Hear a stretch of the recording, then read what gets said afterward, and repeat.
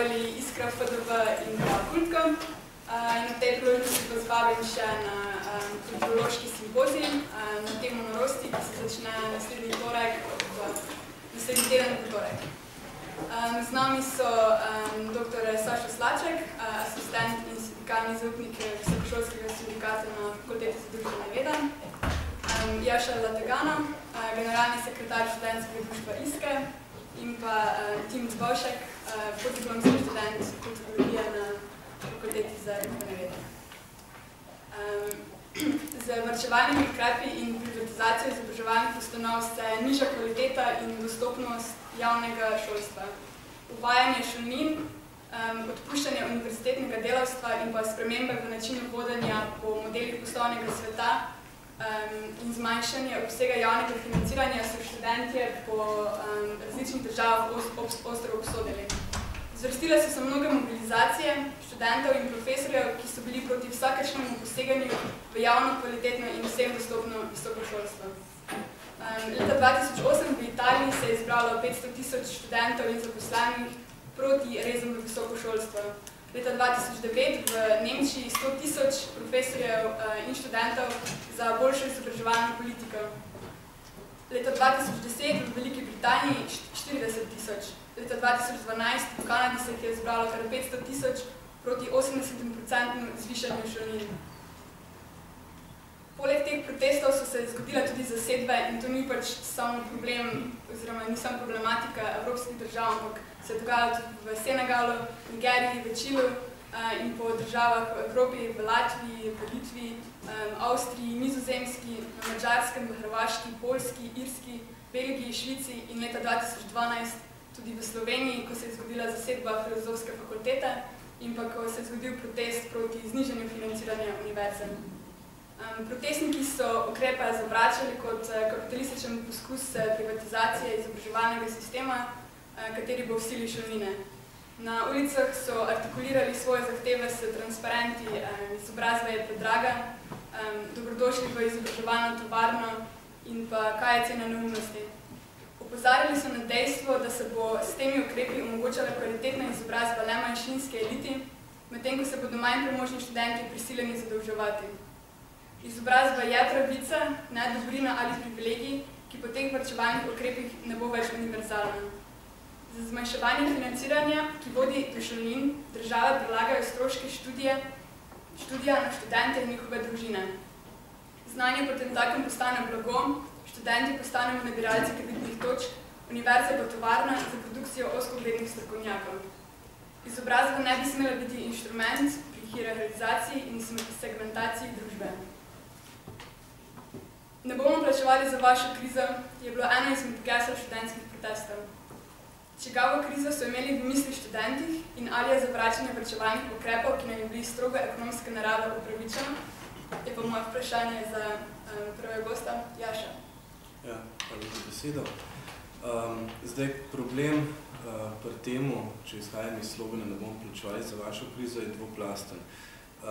Prvič gre za spremembo vloge izobraževalnega sistema v družbi, ki pa je problem, ki ni nastal na sami univerzi, ampak je nastal nekje drugje, je nastal zunaj, nastal je v proizvodnji, recimo, bi lahko rekel, tako da v tem smislu se univerza oziroma se z raznimi reformami in spremembami zakonodaje pač izobraževalne institucije prilagajajo nekim spremembam, ki se pa zgodijo zunaj. Tako da jaz bi rekel, da se je ta slogan predvsem na tem nivoju dotikal problema. Zdaj, pri nas konkretno, če samo tle pogledamo, mi imamo oziroma smo imeli relativno kakovosten izobraževalni sistem, tudi visokošolski sistem. Zdaj, medtem, pa v smislu mednarodne delitve dela v gospodarstvu pač postajamo periferna država, skratka, postajamo država, ki ne bi proizvajala poceni delovno silo, ki jo lahko recimo mednarodna podjetja izkoriščajo za čim večji profit. Če pa že proizvajamo visoko izobražene kadre, tako imenovane, pa ne bodo ti vsaj izobraženi v zelo omejenem smislu, na zelo aplikativen način, na zelo ozko usmerjenih področjih. To dvoje se niti ne izključuje nujno, oziroma se ponovadi ne. Zdaj, širši problem tega je pa povezan ravno s tem, da je to težava, ki je nastala, ki se že več desetletij dogaja in nastala izven univerze.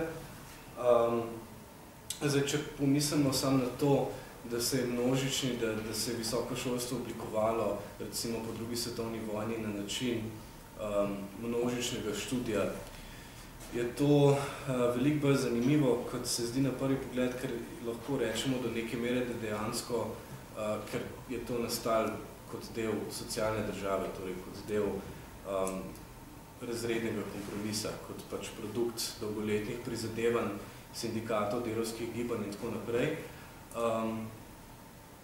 je to bila neka institucija, ki je bila do velike mere izvzeta iz tržnih odnosov, tudi na Zahodu, v kapitalizmu, torej je šlo za nekakšen konsens skupnosti, v smislu, zdaj bomo pa svoje državljane izobraževali, zdaj se bo pa ljudstvo izobraževalo.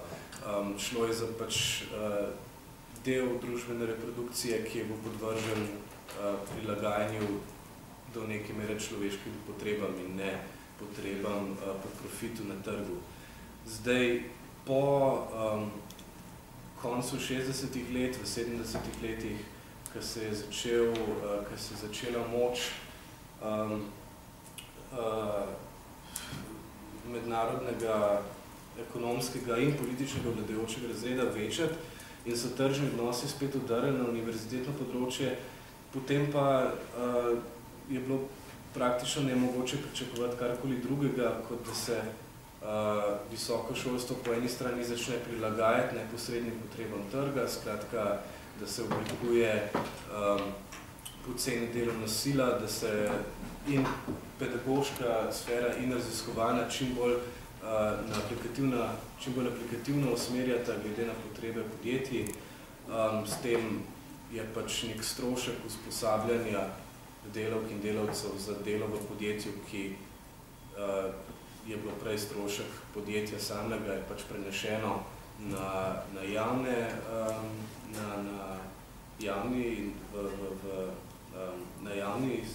denar. In druga stvar, ki je pa s tem nastala, je bila pa korporativno oziroma podjetniški način upravljanja samih visokošolskih institucij, kot da gre za podjetja. Skratka, pač vodstva fakultet delujejo kot krizni menedžmenti, še posebej zdaj, ki skrbijo za to, da je delo fakultete, predvsem pedagoško delo, čim bolj stroškovno, učinkovito, da so zaposleni čim več delajo za čim manjše plačilo. Skratka, jaz bi rekel, da je predvsem to je bila prva faza odpora študentov in zaposlenih na univerzah in fakultetah po celem svetu oziroma po Evropi, ker je dejansko šlo za to, da se je, še posebej tudi recimo pri nas konkretno v Sloveniji, da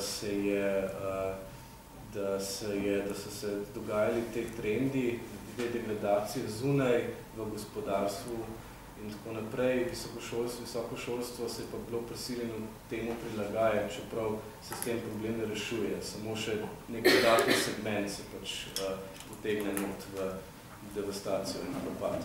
Tako bi jaz interpretiral slogan, ne bomo plačevali vaše krize. To velja tako za študente specifično, kot za visoko šolstvo nasploh. Hvala. Mogoče še nekaj naprej za istim vprašanjem. Ja, mislim, da je Jaša že izpostavil vse pomembne točke, tako da ga bom zdaj poskušal 15 minut parafrizirati, brez da bi se preveč ponavljal. Tako da zdaj na najbolj očitni ravni je ta slogan, ki ni vezan zgolj na visokošolsko problematiko, pa študentske proteste, ne bomo plačali vaše krize.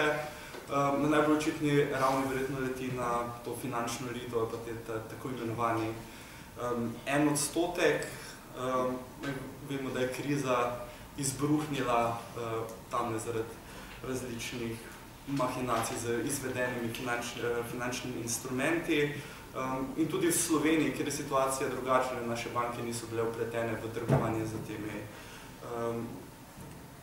izvedenimi inštrumenti. So se pa takrat v obdobju, od 2004 do 2007, zelo močno zadolžile v tujini, da so potem posojali denar podjetjem ali za menedžerske prevzeme ali pa za neke investicije, ki so se na koncu, ko je kriza izbruhnila, izkazali za blazno ekonomsko neracionalne. Tako da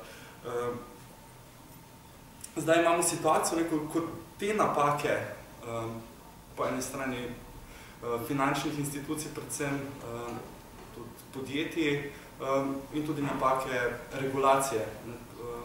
Tisti, ki bi morali regulirati te probleme in tega niso počeli oziroma so regulirali na tak način, da so pač rekli, ok, se trg ve, mi ne moremo nič in pustimo trgu, da samo reja in vedno bolj zmanjševali vsakršne kontrole kapitalov. Zaradi tega nastala ta škoda, zaradi katere nam je zdaj rečeno, ok, zdaj pa je treba to škodo pač pokriti in pokrili bomo tako, da bomo zmanjševali pravice delavcev, da bomo rezali šolstvo, zdravstvo in tako dalje. Tako da to je očitno neskladje. Nekdo drug je neposredno odgovoren za probleme, oziroma vsaj za to, da se problemi kažejo tako ostri kot se.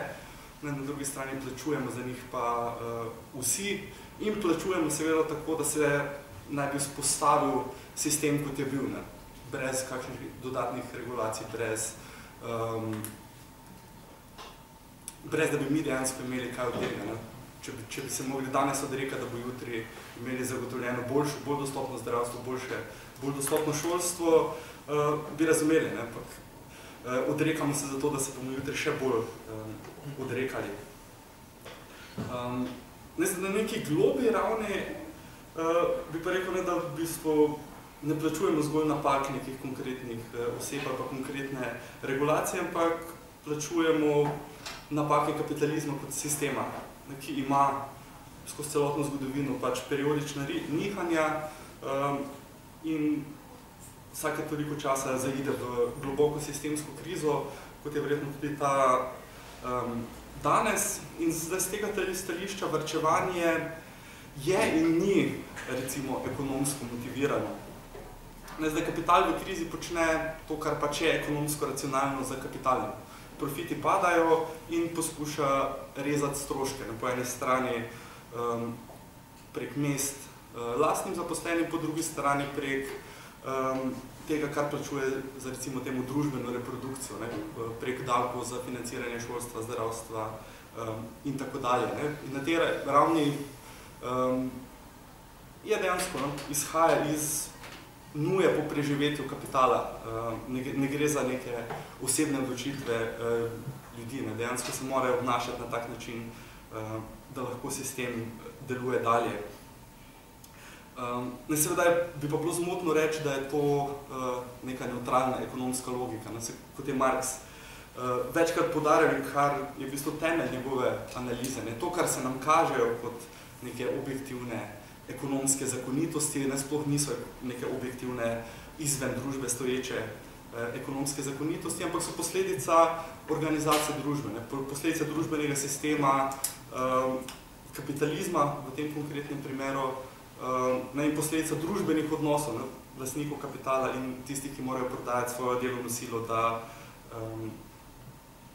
da preživijo. Tako da ekonomski problemi so vedno družbeni problemi in v končni instanci vedno zadevajo družbene odnose. V tem konkretnem primeru zdaj, seveda ukrepi, ki se sprejemajo v krizi, niso namenjeni temu, da bi krizo olajšali, reševali. V tem imamo rezultate in tudi mednarodni denarni sklad že dalj časa govori, da varčevalni ukrepi so gospodarski rasti povzročili toliko škode, da so bili dejansko kontraproduktivne. Zaradi varčevanja se je recesija toliko poglobila, da dejansko tudi države niso prišparale. Primer Grčije. ves čas, ko so bili izvajani zelo drastični varčevalni ukrepi, ki so 100.000 ljudi potiskali na rob preživetja, je javni dolg države neprestano rasel. Tako da z tega stališča so seveda ukrepi, ki se izvajajo, kontraproduktivni, ampak poanta je, da gre za nekaj drugega. Ukrepi niso namenjeni temu, da bi krizo reševali, ampak temu, da izkoristijo kot priložnost. Redke so take zgodovinske priložnosti za napad na pravice delavcev, na rahljanje njihovih pravic, narašča brezposelnost, ideološko se prikazuje to kot pač naravna nujnost, in po drugi strani za rezanje javnih storitev, zdravstva, šolstva in tako dalje, ravno po to pretvezo, moramo se vsi odpovedovati, ni druge. Tako da bi na te točke zaključili. No, eden izmed konkretnih procesov, ki so jih protestniki naslavljali, je bila tudi sama privatizacija visokošolskih ustanov. In če bi ti jim povedal, kaj se tako je? Hvala za besedo. Sem tudi kar malo še navezal na kolega. Ker tudi pač privatizacija je povezana s širšimi družbenimi spremembami, ki so se dogajale v zadnjih desetletjih, tako kot se to, kar smo zdaj opisovali, in hitro probiš malo orisati nekaj bistvenih stvari, ki se mi zdi pri tem. Gre za to, da že pri prejšnjih študentskih gibanjih, konec 60-ih, se je začel nek tak prehod kapitalizma, kako rečejo, tretjo fazo, neokapitalizem, oziroma več izrazov je, predvsem pa, kar bi jaz rekel, da gre za to, da se pač so še zadnje institucije pač spremenile z tega, da so bile prej formalno subsumirane kot kapital v realno subsumpcijo. In predvsem zato je šlo tudi v univerzi in to se zdaj samo še poglablja. In osnovni vzroki za to so bili pač v skupni dialektiki kapitala in dela. Na strani kapitala je bila predvsem potreba po visoko kvalificirani, specializirani delovni sili, medtem ko na strani dela pa zahteva po izobraževanju in po socialnem napredovanju. In univerza, če vidim, recimo 60-ih ali pa še prej, je bila posebno nepripravljena, bila pač neka toga arhaično strukturirana na te spremembe in to je tudi en glavnih razlogov za, ne samo za pač rezijo kapitala, ampak tudi za študentske proteste, se pravi skupna problematika je bila umestitve univerze v širše družbene pogoje. In takrat se pač začela neka ta pretvorba univerze v tehnokratsko univerzo, pač danes vidimo, da v neke mere se je pač to vzpostavilo oziroma se je dosegla neka utrditev tega stanja. Zdaj se pa pač ta realna subsumpcija samo še nadaljuje. Recimo tako, če pogledam na ideološki ravni, se študij kot neko usposabljanje za trg se je pač ves čas prikazoval kot interes samih študentov in pač kar je še bolj problematično tudi delavci oziroma študenti oziroma vsi, ki naj bi se šolili oziroma so se želeli šolati, so večinoma sprejeli pač to dogma, da je pač njihovo usposabljanje za trg njihov lastni interes. In univerza, ki je pač postala tehnokratska korporacija, deluje pač tukaj dvojno. Na eni strani je pač neka produktivna enota, se pravi deluje kot produkcija, se pravi produkcija blaga, znanja, kadrov, kakorkoli pač delo na njej postaje produktivno, dejansko postaje neko vrednost, tudi čisto konkretno pač korporacija daje neke konkretne zahteve univerzam. Na drugi strani pa, kar je paradoksalno, ampak vendar je bistven element tega, pa tudi postala univerza kot konzumcijska enota, se pravi kot nekaj, ki ponuja storitev, se pravi, ki naj bi študent plačeval za to, da dobi pač neke tehnike, veščine, kot nek tečaj, kot neko podajanje pač nekih tehnik, ki naj bi jih študent želel in ne bi za to plačal. In ta ideološka forma univerze se je pač zdaj utrdila do te mere, da dejansko študenti v veliki meri sami vidijo univerzo kot nekaj, kar bi jih usposobili. Tudi v številnih protestih vidimo, da dejansko kritika ni več toliko usmerjena, kot je bila mogoče včasih. To, da vdira kapital, ampak tudi na to, da kapital v bistvu ne poda zadostnih veščini to, ne, da pač, kar je vsi logična, ne, kritika ljudi, ki pač ne dobijo službe pa univerzi. No, ampak čisto je pač to, da je v neki splošni zavesti pač sprejeta sama univerza kot inštitucija v interesu študentov. Pa še kar se tiče tega delovanja kot podjetja, ne, tukaj povezana komercializacija, s privatizacijo.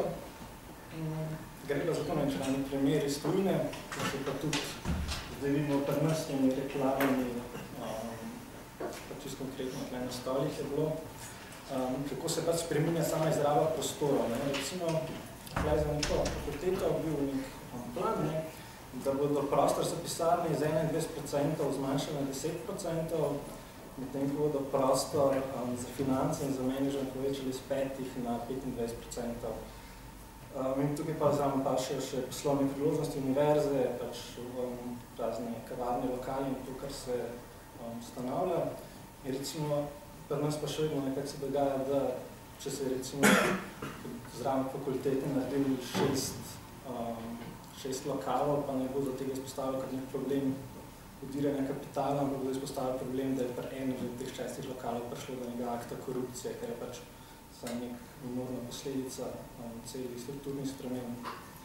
V osnovi pa, kar veliko ima za privatizacijo, bo pa bistvo, vse zame, pa še polemiziramo, ampak ni toliko zmanjšanje števila študentov, mogoče to zdaj delno se kaže v krizi, ampak na splošno gre predvsem za prelitev stroškov študija na študente.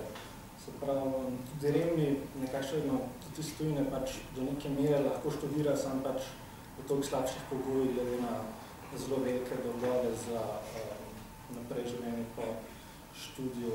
Ideološka podlaga za to privatizacijo je pa že storjena ravno s tem, ko se kaže kot interes študentov po izdržavanju. No, samo izražanje nezadovoljstva glede poseganja v javno visoko šolstvo pa je redko, ki je ostalo neovirano. So bili v primeri, recimo v Kanadi, ko so protest enostavno prepovedali z dekretom. V Čilu, ko se je zgodila zasedba fakultete, so v njo vrgli solzive, čeprav je pač to prepovedano. Študentom so grozili, da jih bodo izključili iz fakultete ali pa da bodo pač razveljavili cel semester, zaradi tega, ker so zasedbe trajale pač dlje časa. Policija je bila do protestnikov tudi pač izredno nasilna, nekateri so bili tudi aretirani. Tudi v Sloveniji smo se soočili že s tem pač na eno izmed skupščin, na kateri bi se naj ozaveščalo o predlogu zakona o novem visokem šolstvu, je preprečila policija. Zato imam vprašanje s tebe, Jaša. Ti povedal, kaj več o tem, kaj je spornega pri tem novem zakonu in pač kakšni so vaši nadaljni načrti pri preprečevanju poseganja v javno visoko šolstvo? Ja. Zdaj, novi zakon je zanimiv v tem pogledu, da se v njem na zelo zanimiv način prepletajo recimo obči ali pa nek splošni interes kapitala po pač nižanju, manjšanju obsega socialne države, manjšanju delavskih pravic in tako naprej. In na drugi strani neke zelo partikularne politične, strankarske zgodbe. Zdaj, bistvo zakona je predvsem v tem, da se naredi nastavek, da se poda nastavke za to, da se, kakor ste že kolega povedala, kar se načeloma zgodi, da se financiranje visokega šolstva, torej nečesa, kar je bilo vsaj približno državno financirano in regulirano na nekem prostoru, deloma neodvisno od trga in tako naprej, da se to financiranje preloži iz države na posameznike, torej na študente, oziroma vsaj za začetek na njihove družine. Zdaj, pomembno je to, da tukaj ne gre, vsaj pri nas ne bo šlo po vsej verjetnosti za elitizacijo študija, oziroma to se bo zgodilo verjetno ali pa mogoče na parih fakultetah, ampak samo na parih, da bo zdaj študij postal, da bodo šolnine, ne vem, izjemno visoke in da bo postal zdaj to nek elitni privilegij nekega zelo majhnega dela, ki se ga bojo lahko zelo redki privoščili in bo posledično tudi zelo kakovosten, ampak pač nedostopen.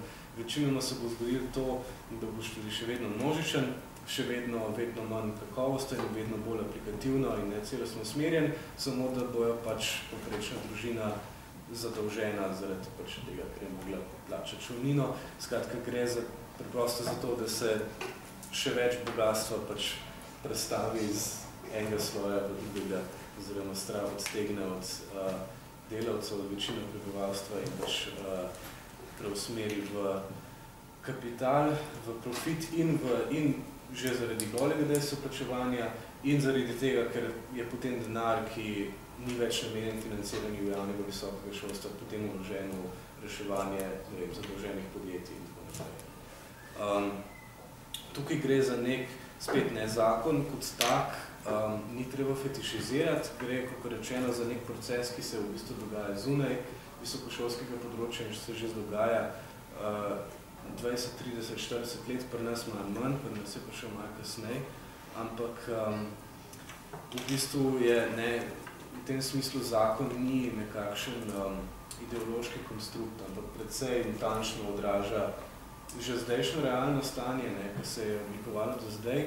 To se je pokazalo recimo v tem, da se je izredni študij izrodil iz študija v delu v način, kakor sem rekel, kako pač bogatstvo ali pa denar odtegovati prebivalstvu. In zdaj pač ta zakon to izrojeno obliko izrednega študija utrdi in nastavi pogoje, da se poglobi in razširi na zelo, že zdaj, mislim, že po tem zakonu zelo velik del univerze, to 40% oziroma malo manj, da recimo, da bi vsak tretji študent oplačeval. Zdaj, po drugi strani so tukaj neki hecni, mi smo imeli, recimo v prejšnji vladi se je pač pokazal nek zelo specifičen strankarski interes, da se financira zasebne fakultete, ker so bile pač to kadrovske šole. Zdaj recimo v tem zakonu, ki prihaja iz te druge strani našega parlamentarnega spektra, se pač omejuje zasebne fakultete in se zagotavlja neko recimo minimalno stabilno financiranje javne univerze, čeprav je vprašanje, če bo to v praksi dejansko tako izgledalo. Ampak v vsakem primeru se ustvarjajo zelo močni in predvsem zakoniti nastavki za to, da se financiranje čim bolj prinese iz države na posameznike, kar pa bo, glede na to, da lahko pričakujemo, da v roku, enega ali pa 2 let ne bomo čarobno prišli v neko blazno gospodarsko rast, pa bo kar naenkrat vse lepo in lahko pričakujemo, da se bo slej ko prej posegalo začelo res močno posegati v socialno državo, v javno zdravstvo, v pokojninski sistem, v šolstvo in tako naprej. To je potem nastavek za takrat, ko to neizbežno pride, da se to čim lažje izvede. Skratka, gre za nek zelo konsistenten in dolgotrajen proces, ki se mu pa da upreti na tej konkretni točki, recimo, tega zakona. Vsekakor pa to ne bi bilo oziroma ne bo dovolj. To bi moglo biti potem konsistenten upor, ko bi se nadaljeval ob predvsej časa. Mogoče eufemistično rečeno. Če lahko še nekaj dodam na to. Zdaj, konkretno, da seveda gre za daljši trend.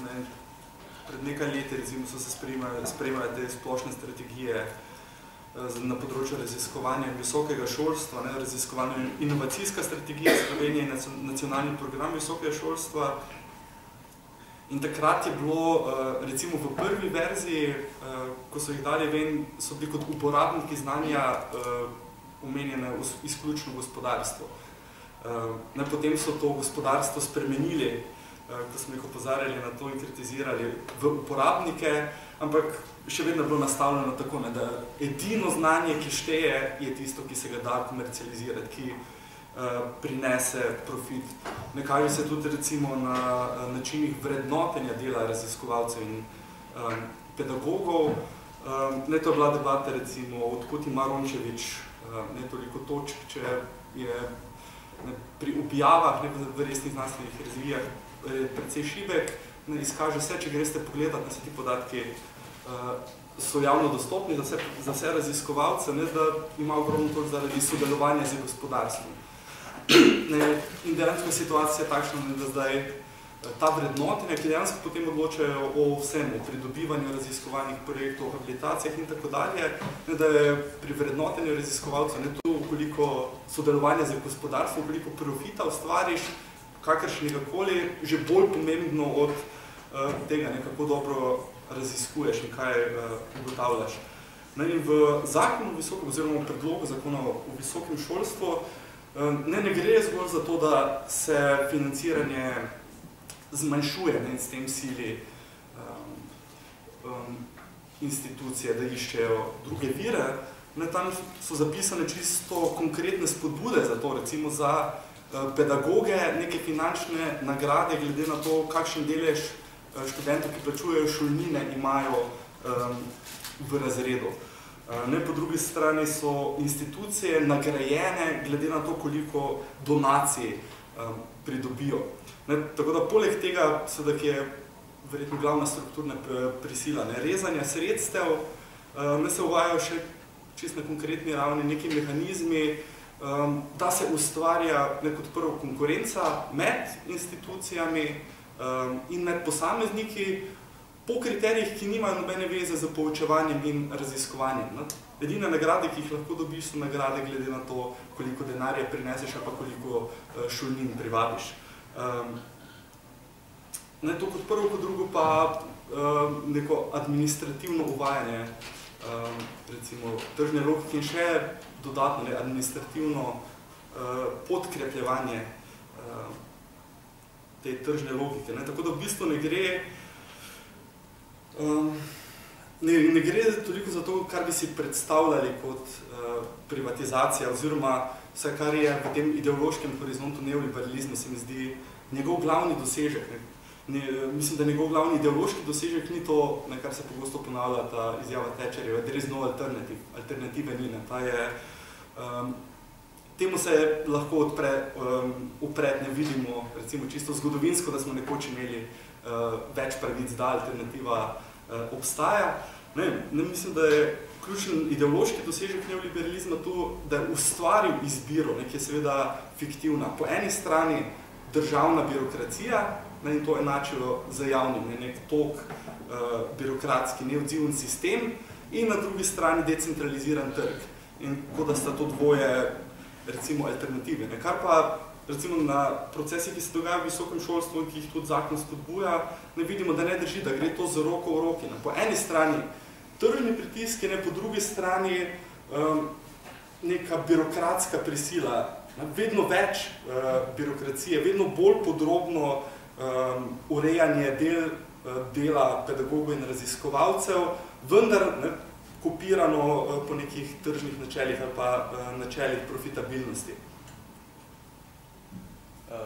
Če razumem še to, sej za zmanjšanje financiranja javnega visokega šolstva je neposredno poskrbila država, že v prejšnjem mandatu, ker dobesedno je posegala neposredno po proračunih javnih univerz in pač denar na tak ali drugačen način prelagala v zasebne visokošolske institucije, s tem dejansko in poskušala tudi ustvariti okolje, v katere bi morali javni visokošolski zavodi konkurirati z zasebnimi. Če se spomnite, v prejšnji vladi je Žiga Turk rezal ravno, je poskušal rezati število vpisnih mest na družboslovnih fakultetah javnih, zato da se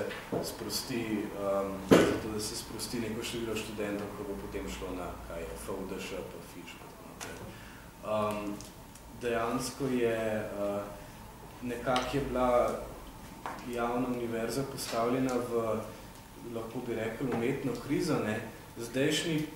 Pod zdajšnjo vlado se ta proces ne niti izkorišča, ampak se prav čisto konsistentno nadaljuje. Najprej je bila umetno ustvarjena neka luknja v proračunih, zdaj pa zdajšnja vlada pa skomine z rameni pa reče, ja, ne vem, denarja pač ni, da se morate pa sami znajti, ne, z alternativnimi veri financiranja, s šolninami, z donacijami in tako naprej.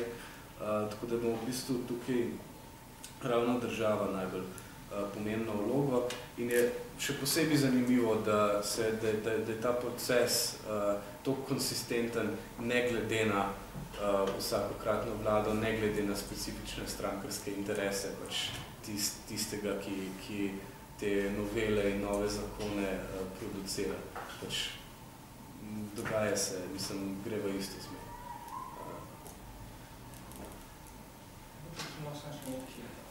Kar se tiče tega zmanjšanja financiranja države, zanimivo tudi to, da po eni strani pač nek odreditev kapitalu, ki naj bi kar z nekimi donacijami sicer financiral, predvsem pa pač naj bi dejansko vključajo neke svoje zahteve, izvrševal prek univerze, po drugi strani pa šolnine, pa dejansko dobimo neko situacijo, ko se, če tako gledamo, zdi skoraj nepredstavljivo, in sicer to, da dejansko študent plačuje izkoriščanje.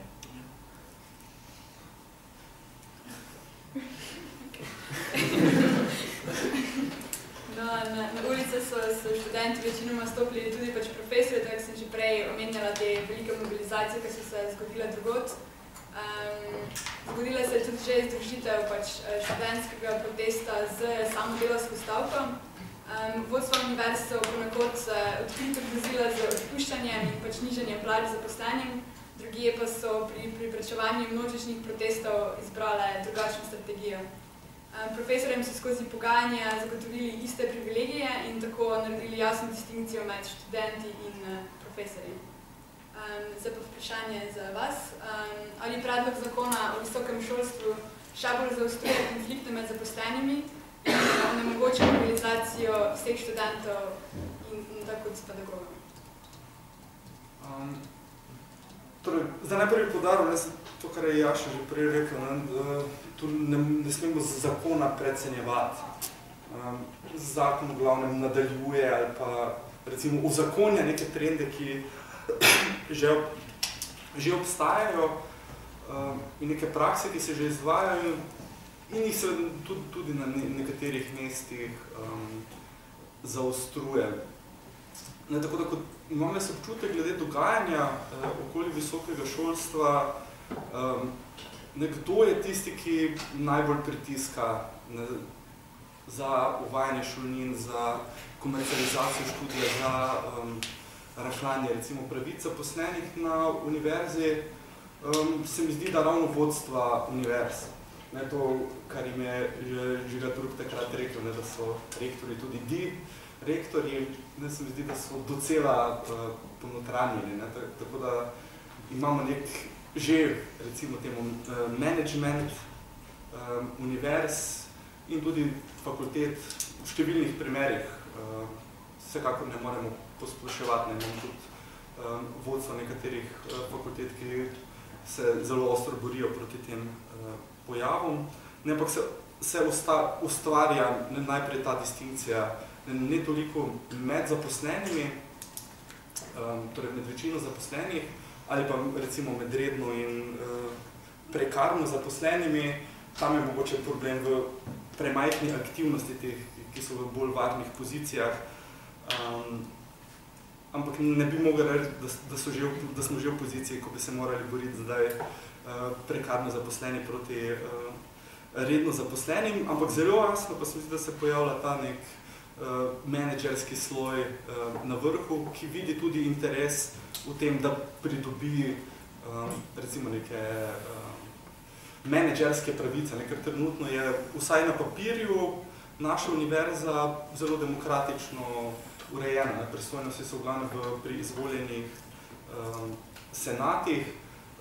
Zdaj, kako realno moč poteka, je drugo vprašanje, ampak zelo pomembno je, da imamo te mehanizme. Recimo, ko so bili ti protesti v Veliki Britaniji, sem šel malo na obisk, recimo na London School of Economics ali pa in na SOAS, School of Oriental and African Studies, in se bil zgrožen. Tam dejansko imajo zaposlenega menedžerja, ki odloča vsem, kar se dogaja na univerzi ali pa na fakulteti.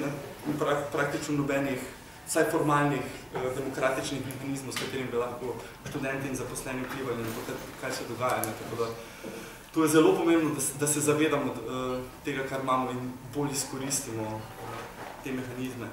No, ja, ampak je pa že na vrhu ta sloj, ki očitno se že identificira za pozicijo menedžerja, kar pomeni, da si želi pridobivanja teh tržnih sredstev, si želi, da bi imel več moči, da bi lahko odločal o pravicah zaposlenih, o tem, kako se ravna z denarjem in tudi, ki mu je v interesu večje razslojevanje znotraj univerze. Trenutni sistem javnih uslužbencev je tu relativno restriktivni. Je jasno, ko napreduješ v rednega profesorja, približno veš, kakšno plačo lahko pričakuješ, kako bo to napredovalo in tudi na vseh ostalih pozicijah.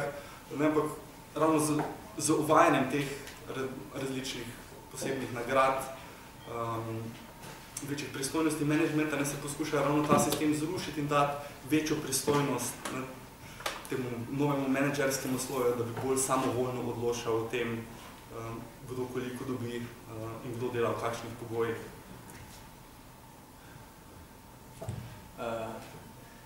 Dve stvari. Prvič, to, da vodstva fakultet in univerz, mislim, da pobuda prihaja z njihove strani, niti ni toliko nerazumljivo, če govorimo o lektorjih. Pač, kakor rečeno, glede na to, da itak težava ne nastaja na sami univerzi, ampak nastaja zunaj, je vprašanje, koliko imajo potem rektorji pa vodstva sploh izbiro, če pač, mislim, če gospodarstvo zahteva ceneno delovno silo, se univerza ne obstaja samo zase, potem imamo pač težavo s samim kapitalizmom, ne pa s tem.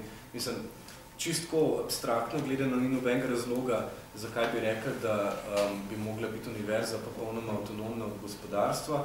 Problem je pač v samem gospodarstvu, mislim, tukaj je problem s kapitalizmom, ne za to povezavo.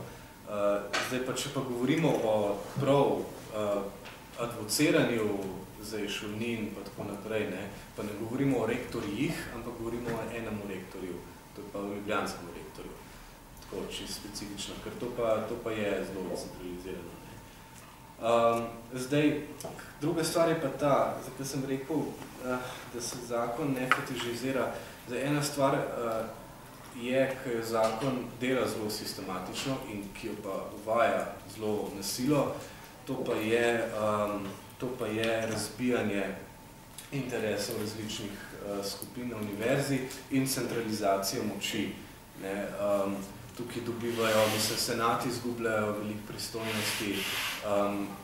Še v prvi verziji predloga zakona, ki smo jo imeli novembra na mizi, pa decembra, je še pisali, da senat odloča o ustanovitvi spin-offa, zdaj po tej novi verziji samo upravni odbor, ki se mimogrede preimenuje v nadzorni svet, toliko v menedžerski logiki. Ne vem, študentski svet izgubijo cel kup enih pristojnosti, niso več vabljeni na organe, na seje fakultetnih organov in tako naprej. Druga stvar je pa, da zakon dejansko sistematično spodbuja konflikte in konkurenco med različnimi sloji in med posamezniki. Najbolj skrajen način tega je člen, mislim, da je 107, ki profesorjem, ki predavajo, ki imajo na svojem predavanju, ki se sicer izvaja kot javna služba, zraven tudi študente, ki plačujejo šolnine, zato dobivajo dodatne plačila. To ne samo, da res ne postavlja zdaj študente in profesorje na dva zelo antagonistična položaja, ampak pa šlo tudi za tekmovanje med samimi profesorji, ker to ne gre za to, tako kot pri izrednem študiju, da se zdaj sredstva prerazporedijo po oddelku in ne vsi dobijo, ampak to je dejansko individualno izplačeno, kar pomeni, to si predstavljate, da v prvi letnik zdaj pride nekaj teh samoplačnikov, študentov, potem profesori na višjih letnikih začnejo zahtevati, da na njihova predavanja hodijo.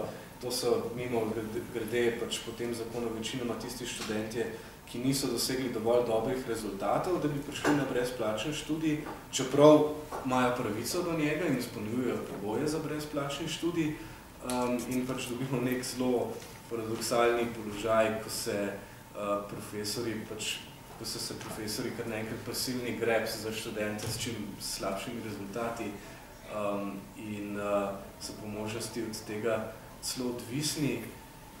Poleg tega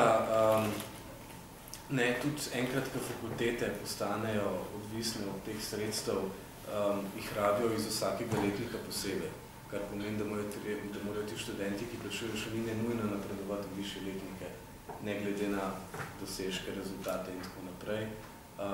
Tukaj gre tudi za razvrednotenje samega pedagoškega dela. Mislim, to je nek tak celosten proces, ki se samo s temi šolninami sproži. Skratka, ja, gre za, in tudi ta delitev na brezplačni in plačljiv, ta omejitev brezplačnih mest potem velja spet na drugi stopni. Skratka, so študenti tudi v konkurenci medsebojni konkurenci za brezplačno mesto, morajo drugega dol potiskati in se prebijati.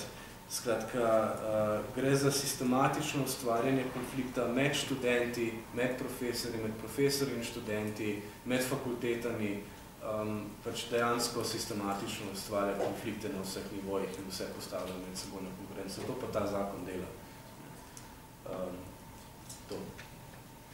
In mogoče še tu verjetno dodatne, da seveda je ta proces že sam po sebi hudo problematičen, ampak še dodatno, zato ker nagrajuje zaposlene in študente v bistvu glede na stvari, na katerimi lahko imajo zelo malo vpliva. Zdaj ta število plačljivih študentov seveda je katastrofalno za visoko šolstvo, če se ljudi dejansko nagrajuje za to, da imajo čim več študentov, ki plačujejo šolnine. Ampak predstavljamo se recimo situacijo na fakulteti za družbene vede ali pa na ekonomski fakulteti. V redu se da stlačiti 1000 ljudi ali pa 500 ljudi v eno predavalnico, odpredavati in narediti en tak šoferski izpit na mesto pravega izpita, kot jih imamo tudi pri nas.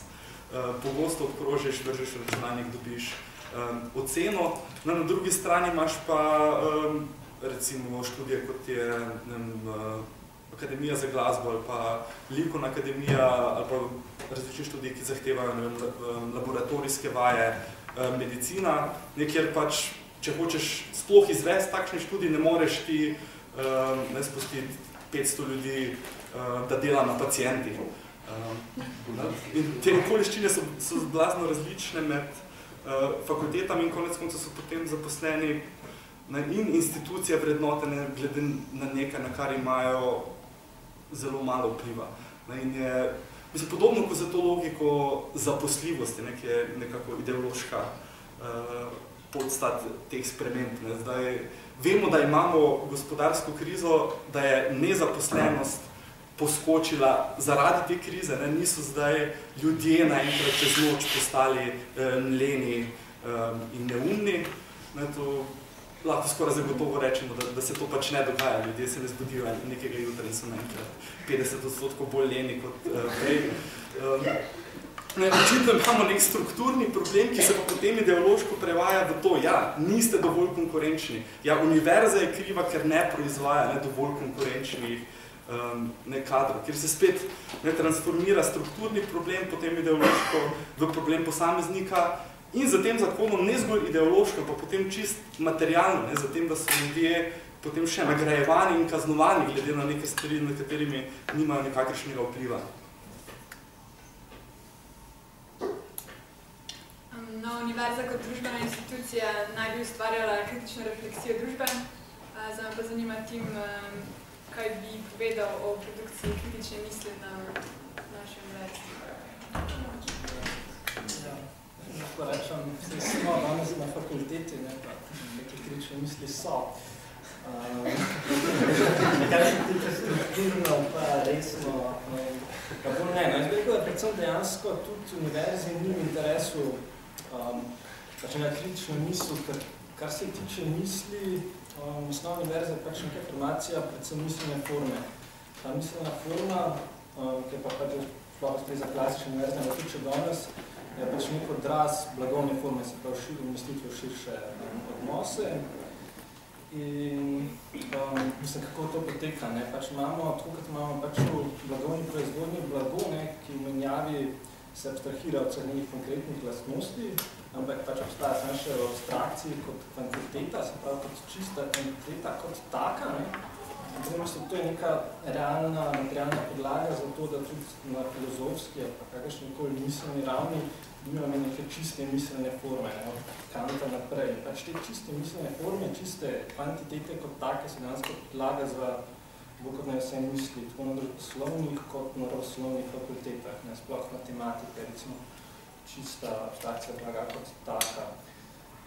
Zdaj, kadar se pa govori konkretno na teh družboslovnih fakultetah o neki kritičnosti, pa mogoče pač to podajo neki psihofanki buržoazije skupaj z ostalimi puklicami, kreativnosti, inovativnosti in podobno, ampak to nima neke dejanske podlage. Mislim, dejanska podlaga tega ne vem, da je pač kapital, ki v nekem sektorju ni bil dovolj produktiven, ni imel donosov, je pač postal kritičen do tega sektorja in se je kreativno preselil v drugi sektor. Kar se tiče pa kreativnosti pa študentov, pa to pač fungira samo kot nek element v zavesti nekega postmodernega tehnika, karkoli. Tako da ja, moje, jaz bi pač umestil neke kritične misli drugam, zdaj, ko se bi strinjala, bolj neke politične organizacije, zame pa se univerza lahko tukaj sodeluje, lahko tudi neko veliko vlogo pri tem, ampak sama po sebi pa univerza mislim, nikoli ni bila in tudi ni neka kritična politična organizacija, ampak politična organizacija prava. Bi se še kaj dodala k temu? Ja, torej, seveda se nasplošno strinjam, ampak mislim, da treba tudi paziti, da ne spregledamo nijans znotraj tega. Ne? Torej, na tem področju imamo zdaj pomembne premike, nekatere sem že omenil, glede na to, kako se vrednoti raziskovalno delo, med drugim recimo tudi Agencija za raziskovanje Republike Slovenije, ki financira velik del raziskav, me po novem zahteva, da imaš partnerja v gospodarstvu, ne, v kateremkoli projektu, ne, da za sofinanciranje doktorskega študija, recimo ne v države, že skoraj vedno rabiš nekega mentorja iz gospodarstva, pa nekaj takega, ne, da okay, ne, se nasplošno univerza nikoli ni bila neka radikalna sila, ampak je pa vedno manj prostora, ne, sistematično se krči prostor za kritično misel, oziroma ne zgolj za kritično misel, ne, ampak za vsakršno misel, ki ni neposredno komercialno uporabna. Ne, če delaš, ne vem, raziskavo o problemih demokracije, ne, pravic manjšin, ne, kje za Boga boš dobil partnerja iz gospodarstva, ne, ali lahko greš Mercator, ne, kupiti kilo demokracije, pač ne moreš, ne, to ni blago, ki bi ga lahko prodajal na trgu. Ne, in dejansko vse teme, ki niso prav neposredno, nekomercialno uporabne, ne, so sistematično vedno in vedno bolj diskriminirane. Možda ti kaj dodala zadnje vprašanje? Mislim, saj univerza nikoli do zdaj ni bila strukturirana na tak način, da mislim, ni nikoli igrala vloge prostora, ki reproducira, množično reproducira delovno silo za potrebe gospodarstva. Mislim, pred množičnim študijem je bila pač neka elitna institucija, ki je proizvajala buržuje, ki so razmišljali o literarni teoriji, pa umetnostni zgodovini, pa ne vem, čemu vse, sej ni, mislim, to se mi niti ne zdi toliko pomembno vprašanje. Pomembno je to, recimo, če bi začeli na univerzi proizvajati neko realno kritično misel, bi se lahko s tem dejansko pomagali. Ne? Ker, kot rečeno, samo to samo po sebi, tudi če bi bilo doseženo, ne bi pravzaprav bilo dovolj. Ne? Če bi si zdaj na univerzi naredili nek azil, kjer bi sred splošne socialne devastacije, fašizma in masovnega bankrota pač proizvajali neko kritično teorijo. to ne bi imel učinka. Vprašanje, ne, glede na to, mislim, vprašanje, če bi lahko v taki obliki univerza prispevala k nekemu resnemu in bolj množičnemu gibanju, ki bi morali nujno preseči okvire univerze. Skratka, to je vprašanje, ki bi ga bilo dobro razrešiti, preden se lotimo nasilnega prevzema univerze in odstavitve menedžerskih vodstev in tako naprej. To je tisto, recimo, kar mene zanima. Ne? To, a bi lahko univerza proizvajala kritično misel? Ja, mislim, zakaj pa ne. Pač, se pravim, mislim, ja ali pa ne. Pač neka kritična teorija se bo, ne teorija v tem pomenu, se bo proizvajala, zato se bo ali zdaj trend recimo tak, če se empirično gledano, da se to dogaja izven univerze, ampak se v bistvu koliko ne vedno. Zdaj se to dogaja izven ali noter, mislim, da konceptualne razlike ni, razlika je pač v tem, da imaš ti infrastrukturo, pa predavalnico, zagrevanjem in tako naprej. Skakaj, to je, mislim, jaz bi čist obrnil spet v to vprašanje, v bistvu naprej gledano. Še zadnje vprašanje, za vse tri enako, pač vsem povedanjem, ali je to univerzo, pač, v katero se zdaj posega, pač, kaj poznamo, sploh še pač vredno branite. Kaj jaz povem? Mislim, jaz najprej pač lahko povem, da tudi ni nekaj relevantne funkcije univerzi, tako da posebno nimam kaj dosti česa braniti. Bi pa pač rekel, da ne, pa tudi pač direktor ne bo ravno ta razlaga, da je živela nekega ful odobravanja, ampak bi vsem poskušal predstaviti, kako to vidim. Najprej bi se pač na to predvsem osredotočil, ko mnogi tudi v teh študentskih gibanjih branijo neko češ prejšnjo univerzo, neke take funkcionalne tendence so, češ nekoč je bilo, pa smo bili avtonomni do sobenih kapitala, pa je bilo v redu, zdaj pa se odvira in je slabo, ampak večino tukaj gre za neke romantične scenarije o neki univerzi, ki pa dejansko kot take nikoli ni bilo. Tudi univerza je bila vedno vezana na neke družbene odnose, vedno je bila opeta v cel sistem. Mogoče ni bila opeta na način, kot je danes, ko pač je realno podrejena čist menedžerski demokratski logiki, ampak bila pa je opeta, imela je svojo družbeno funkcijo in nikoli ni bila avtonomna. Tako da, tukaj imam pač en citat, tak klasičen, marksističen. Ideja znanja, ki nima povezave z razredi, se je izkazala za napačno. Šole in višji izobraževalni zavodi so ustanovljeni z nalogo usposabljanja oseb, ki so potrebne za vzdrževanje dominacije vladajočega razreda. In če gledamo pač te klasične univerze, ki naj bi se jih zdaj branili, tudi ni bila pač neka reprodukcija elite. Ni bilo samo pač za literarno teorijo, ampak tudi konkretno za vojsko, državo in vodenje industrije. Tako da, to je bila pač neka feudalna institucija, dejansko še skoraj nekako najstarejša evropska feudalna institucija, vse ostale so se prej podredile kapitalu, zato tudi v univerzi ta obšitev neka nostalgija. Ampak realno, recimo, še 50 let nazaj je bilo v populaciji 5% študentov. Tako da pač za elitistično institucijo svoje ne gre že let nazaj. In tej zlati časi so pač neki egipčanski lanci medu, čeprav pač to prispodoba, pač za večine egipčanov ni bilo teh lancev. Zdaj pa še kar se tiče te družbene funkcije univerze, kakršno naj bi imela meta, pa bi se mi želeli. Kakorkoli se pravi, kako ne bi bila univerza dejansko opeta v širše razredne odnose.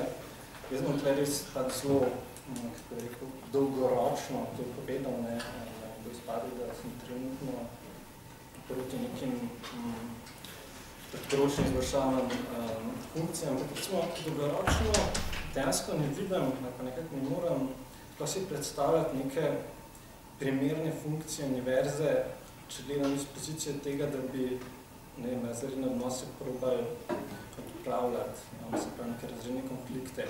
Ker če mi ustrajamo na predpostavki kot fiksni, da je univerza potrebna za družbo, s tem hkrati tudi ustrajamo na predpostavki, da je tehnokracija potrebna za delovni razred, za delovski razred. In jaz tukaj ne govorim proti znanju, ampak proti temu, da znanje pač kompenzirano v univerzitetni formi ne vidim, kako bi lahko dejansko razrešilo konflikt v delitvi dela med upravljanjem in izvrševanjem. In zato pač univerza gledam predvsem tako, kot pač recimo tista znana primera, pač da moramo ločiti med kapitalistično uporabo stroja in strojem, da se moramo ločiti tudi med univerzitetno uporabo teh prostorov za produkcijo znanja in pa sami temi prostori. Ker v končni fazi, tudi če naznačite za vulgarnega materialista, po mojem pač gre vse za pač stvari, mize, poslopja in produkcijska sredstva. Ja, mislim, da to vprašanje je dokaj abstraktno, da lahko razpravljamo o njemu, ampak praktično se nam pa ne zastavlja. Torej, to, da bi univerza ostala takšna, kot je bila, pač ni mogoče. To je podobno kot to, bi rekel, malo nostalgično sanjarjenje o tem, da bi se vrnila, pa da je treba obraniti socialno državo. Mislim, ne, socialna država je nastala v nekih specifičnih zgodovinskih okoliščinah. Po drugi svetovni vojni, ko so bili profiti blazno visoki, ko je obstajala realna grožnja komunističnih revolucij že izvedena na vzhodu in realna grožnja na zahodu, in je ta dvojni pritisk, po eni politični pritisk in po drugi strani razpoložljivost teh sredstev zaradi gospodarske rasti, ki je bila najvišja v zgodovini kapitalizma, prvih 25 let, recimo po drugi svetovni vojni, je bilo seveda, ni bil noben problem financirati tudi socialno državo in nekaj tega profita redistribuirati. Danes te okoliščine niso izpolnjene. In te vrnitve socialne države, vrnitve k razrednem kompromisu ne bo. Realnost je razredni boj, ki bo jutri ostrejši, kot je danes, in del tega je tudi univerza. Je del tega procesa in ne more obstajati zunaj tega družbenega boja. Tako da realna alternativa je, ali se na univerza kot celota zave teh konfliktov in se upre celotnemu sistemu, ali pa se mu podredi. Tudi prva opcija je relativno abstraktna, ampak zagotovo pa ne smemo opustiti boja tudi na univerzi za drugačno univerzo.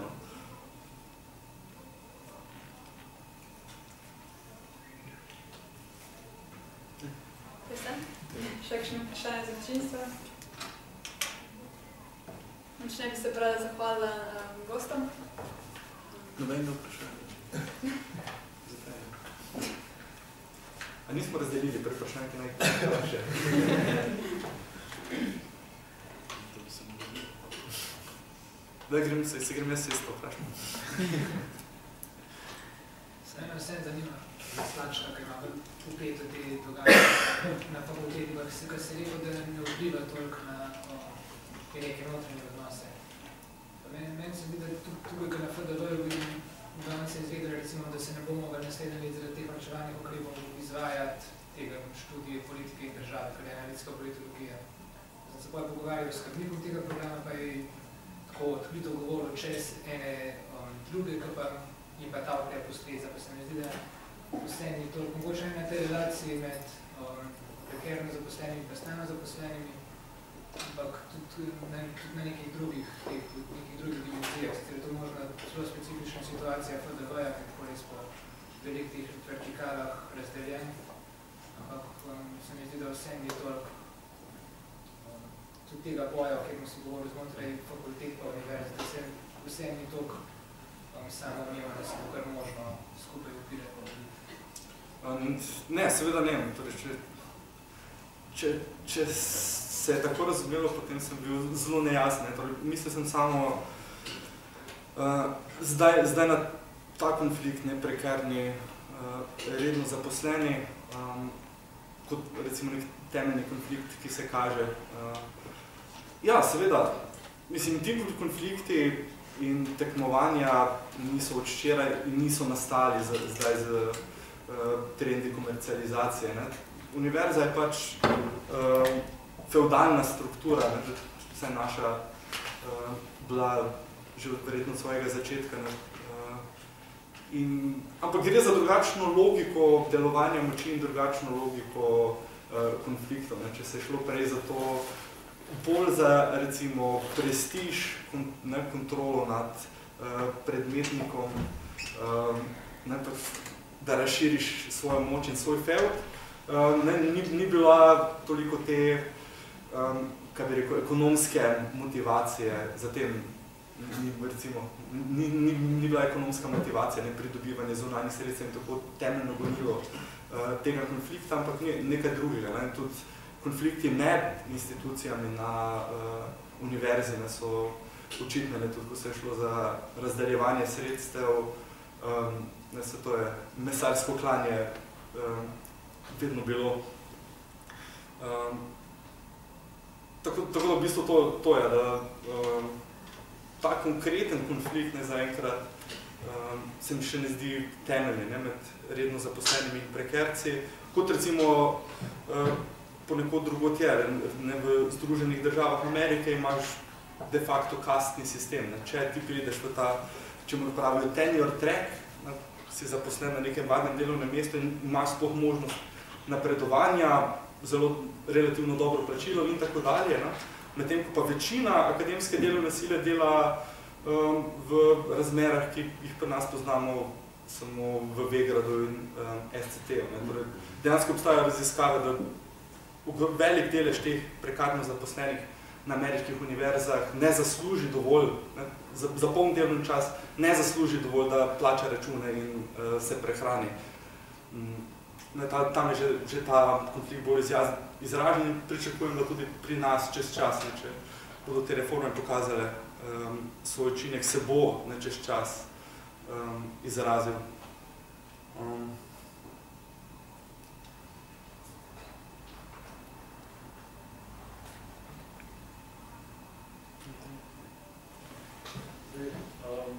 Univerzo ste bolj malo vsi bolj manj pokopali, oziroma obupali vedno, če sem prav razumel. Ampak vseeno pa obstaja neka potreba več po neki alternativi. Konec koncev zato, da se prebije čez ideologijo, da se kako ste rekli, ne kritiko ustvarja, si ne rabiš neko izobrazbo. Torej, ama kdo sanja v neki alternativi, oziroma ima kakšne predstave? Če kdo sanja v kakšne alternativi, tako manj nastavljeno.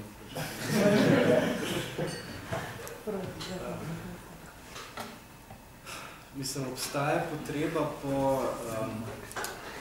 potreba po izobraževanju. Če se oblikuje neko strukturirano gibanje, recimo, ki dejansko poskuša odpravljati ali pa odpravljati obstoječe izkoriščevalske in antagonistične družbene odnose, potem obstaja potreba po zelo specifičnem izobraževanju, ampak rečeno, kar se mene tiče, je v zadnji inštanci irelevantno, se to potem utrdi na javnih univerzah ali izven, ker konc koncev, če se utrdi na javnih univerzah, potem so to, kar je že kolega rekel, so to pač prostori. Mislim, lahko bi se odločili, lahko bi zdaj naredili program, se odločili, da bomo nasilno prevzeli, ne vem, FDV in pač še prestrukturirali za potrebe množičnega gibanja, tam bo oddelek za strukturno brezposelnost, tam bo oddelek za revščino, tam bo, tam bo oddelek za poseganje v pokojninski sistem, ampak mislim, to v bistvu je stvar, ki ni nikakor več povezana z univerzo kot institucijo. To pomeni, da se pač v fizičnem prostoru dogaja za nekaj drugega. Skratka, prav univerzo, ker univerza je bila, zato je tudi ta konflikt med različnimi slovami univerzi ni zdaj, mislim, do neke mere je, ampak v osnovi ni umetno ustvarjen, dejansko je materialno obstoječne. Univerza je pač in je vedno bila ideološki aparat. En del ljudi, ki se izobražujejo na univerzi, pač postanejo poklicni ideologi, recimo. To je mislim, kar se tega tiče, se strinjam z kolegom Sašotom. Pač to se ne more nadaljevati, ne glede na to,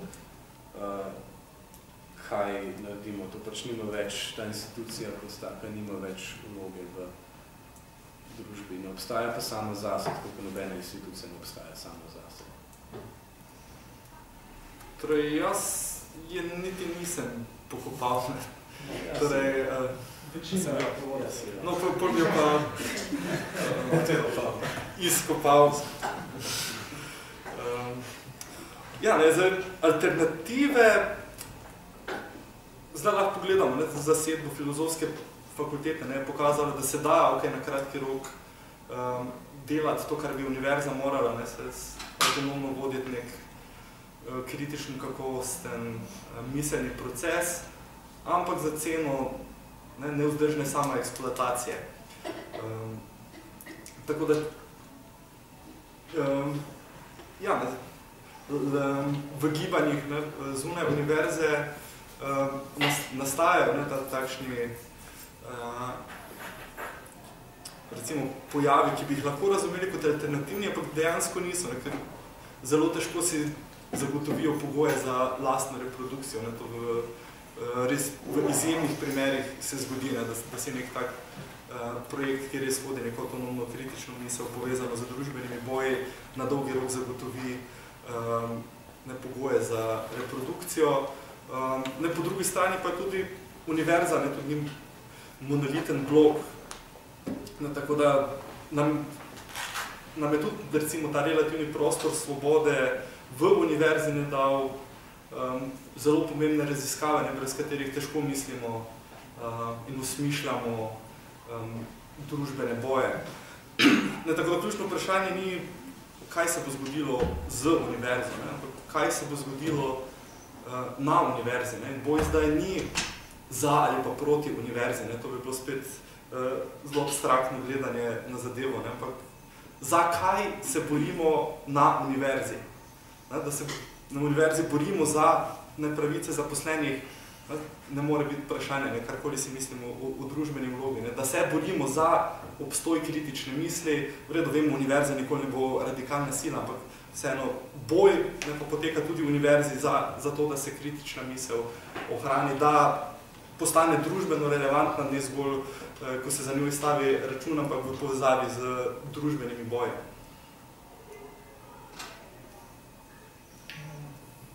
Jaz se večino strinjam z Jašom. Samo tako pač tudi težko oziroma ne mogoče delati neke utopične modele, kaj kako, ampak končni fazi po moje gre za to, da se pač neki producenti pač samo izobražujejo, kako in kaj to pa preneslo pač neke dolge spremembe boji, tudi pač spote trekture. Mislim, jaz se s tabo do neke mere ne moram strinjati, zato ker kot rečeno, čisto preprosto, problem ni nastal in se tudi ne bo razrešil na sami univerzi. Boji na sami univerzi, vsaj strani študentov se ponavadi končajo, ponavadi postanejo boj za množični študij v smislu pogoja za sploh neko masovno združevanje, neodvisnost od kapitala in posledično pač razpoložljiv prosti čas in energijo, zato da se pol borimo druge. To je, jemati, spravljati se v boj izključno na sami univerzi, se mi zdi predvsem, da je to precej, da to slej ko prej postane precej odmaknjeno od realnosti, od okoliščin. Torej nisem mislil tega. Moja poanta je bila, da tudi na univerzi se borimo za te stvari. Karkoli si mislimo, se tudi vsi trije se strinjamo, da univerza ni bila, danes ni in tudi ne bo radikalna sila, ampak je pa, tako kot drugi prostori bojo, tudi univerza prostor boja za to, kar si prizadevamo. Tako da ne borimo se za univerzo, večino se borimo proti univerzi, ampak se tudi na njej moramo boriti in ne moramo opustiti kot polje boja. Skakaj, vsi trije se strinjajo.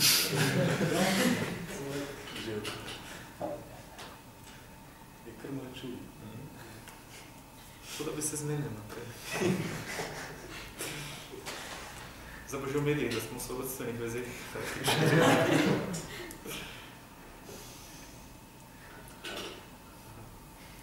No, pač še enkrat hvala za udeležbo, pa vam, ki ste prišli. Zdaj pa še vsi interesanti, ki bi radi nadaljevali to debato, bomo zdaj še šli na kavo.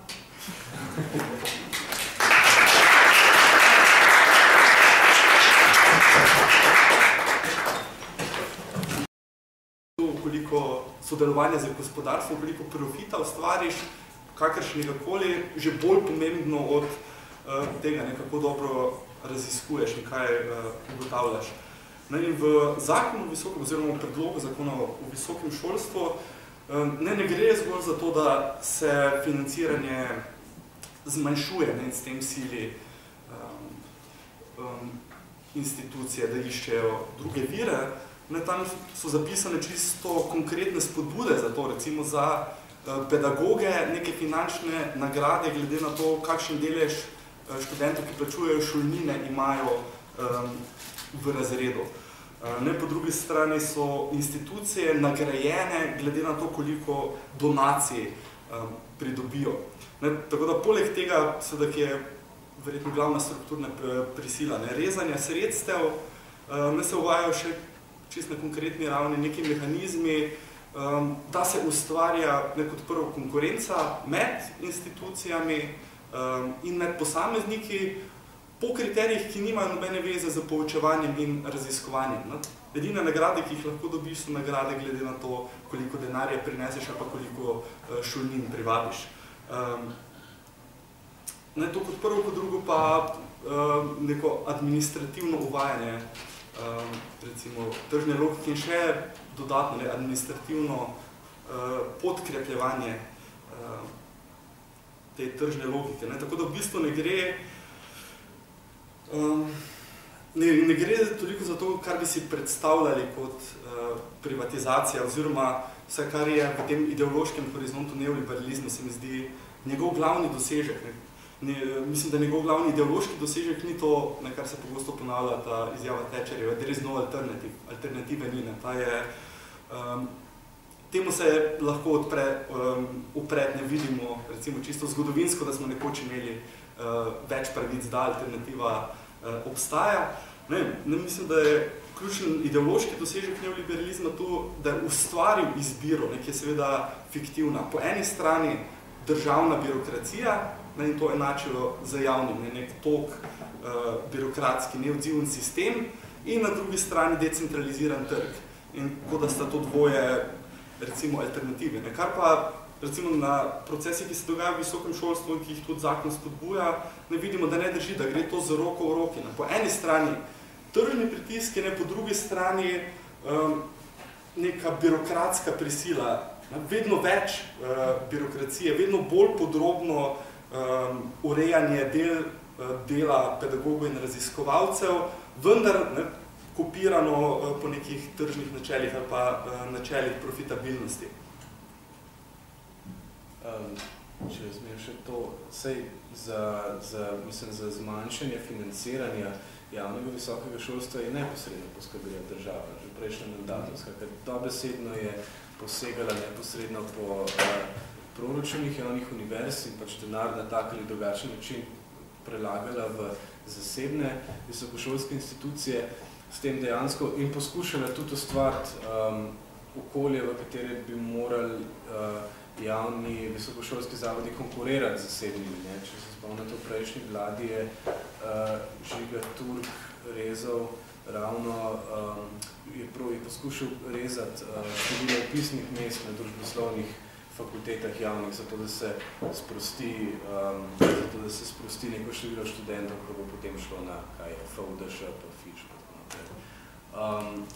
Dejansko je nekako je bila javna univerza postavljena v, lahko bi rekel, umetno krizo, pod zdajšnjo vlado se ta proces ne niti izkorišča, ampak se prav čisto konsistentno nadaljuje. Ne. Najprej je bila umetno ustvarjena neka luknja v proračunih, zdaj pa zdajšnja vlada pa spominja z rameni pa reče, ja, ne vem, ne, denarja pač ni, da se morate pa sami znajti, ne, z alternativnimi veri financiranja, s šolninami, z donacijami in tako naprej.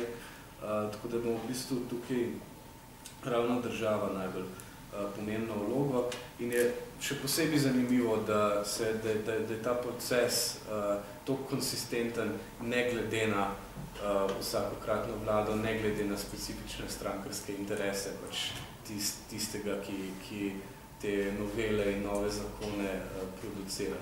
Pač dogaja se, mislim, gre v isto smer.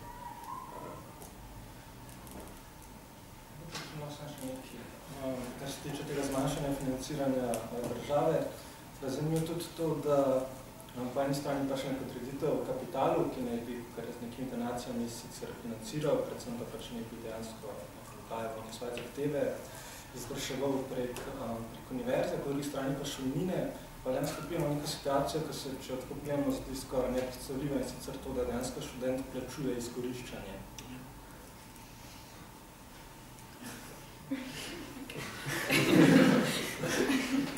No, na ulice so študenti večinoma stopili tudi pač profesori, tako sem že prej omenjala te velike mobilizacije, ki so se zgodile drugod. Zgodila se je tudi že združitev pač študentskega protesta z samodelavsko stavko. Vodstva univerz so ponekod odkrito grozila z odpuščanjem in pač nižanjem plač zaposlenim, drugje pa so pri preprečevanju množičnih protestov izbrale drugačno strategijo. Profesorjem so skozi pogajanja zagotovili iste privilegije in tako naredili jasno distinkcijo med študenti in profesorji. Zdaj pa vprašanje za vas. Ali predlog zakona o visokem šolstvu še bolj zaostruje konflikte med zaposlenimi in onemogoča mobilizacijo vseh študentov in tako s pedagogom? Zdaj najprej podaril, to, kar je Jaša že prej rekel, tu ne smemo zakona precenjevati. Zakon v glavnem nadaljuje ali pa recimo uzakonja neke trende, ki že obstajajo in neke prakse, ki se že izvajajo in jih se tudi na nekaterih mestih zaostruje. Tako da, kot imam jaz občutek glede dogajanja okoli visokega šolstva, nekdo je tisti, ki najbolj pritiska za uvajanje šolnin, za komercializacijo študija, za rahljanje recimo pravic zaposlenih na univerzi, se mi zdi, da ravno vodstva univerz. To, kar jim je Žiga Turk takrat rekel, da so rektorji tudi rektorji, se mi zdi, da so docela ponotranjeni. Tako da imamo nek že, recimo temu, management univerz in tudi fakultet v številnih primerih. Vsekakor ne moremo posploševati, ne imamo tudi vodstva nekaterih fakultet, ki se zelo ostro borijo proti tem pojavom. Ampak se ustvarja najprej ta distinkcija ne toliko med zaposlenimi, torej med večino zaposlenih, ali pa recimo med redno in prekarno zaposlenimi. Tam je mogoče problem v premajhni aktivnosti teh, ki so v bolj varnih pozicijah. Ampak ne bi mogel reči, da smo že v poziciji, ko bi se morali boriti zdaj prekarno zaposleni proti redno zaposlenim, ampak zelo jasno pa se mi zdi, da se pojavlja ta nek menedžerski sloj na vrhu, ki vidi tudi interes v tem, da pridobi recimo neke menedžerske pravice, ker trenutno je vsaj na papirju naša univerza zelo demokratično urejena. Pristojnosti so v glavnem pri izvoljenih senatih.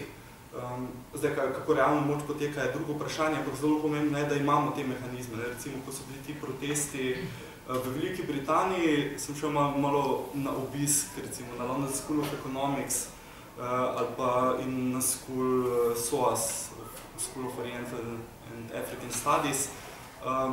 in se bil zgrožen. Tam dejansko imajo zaposlenega menedžerja, ki odloča o vsem, kar se dogaja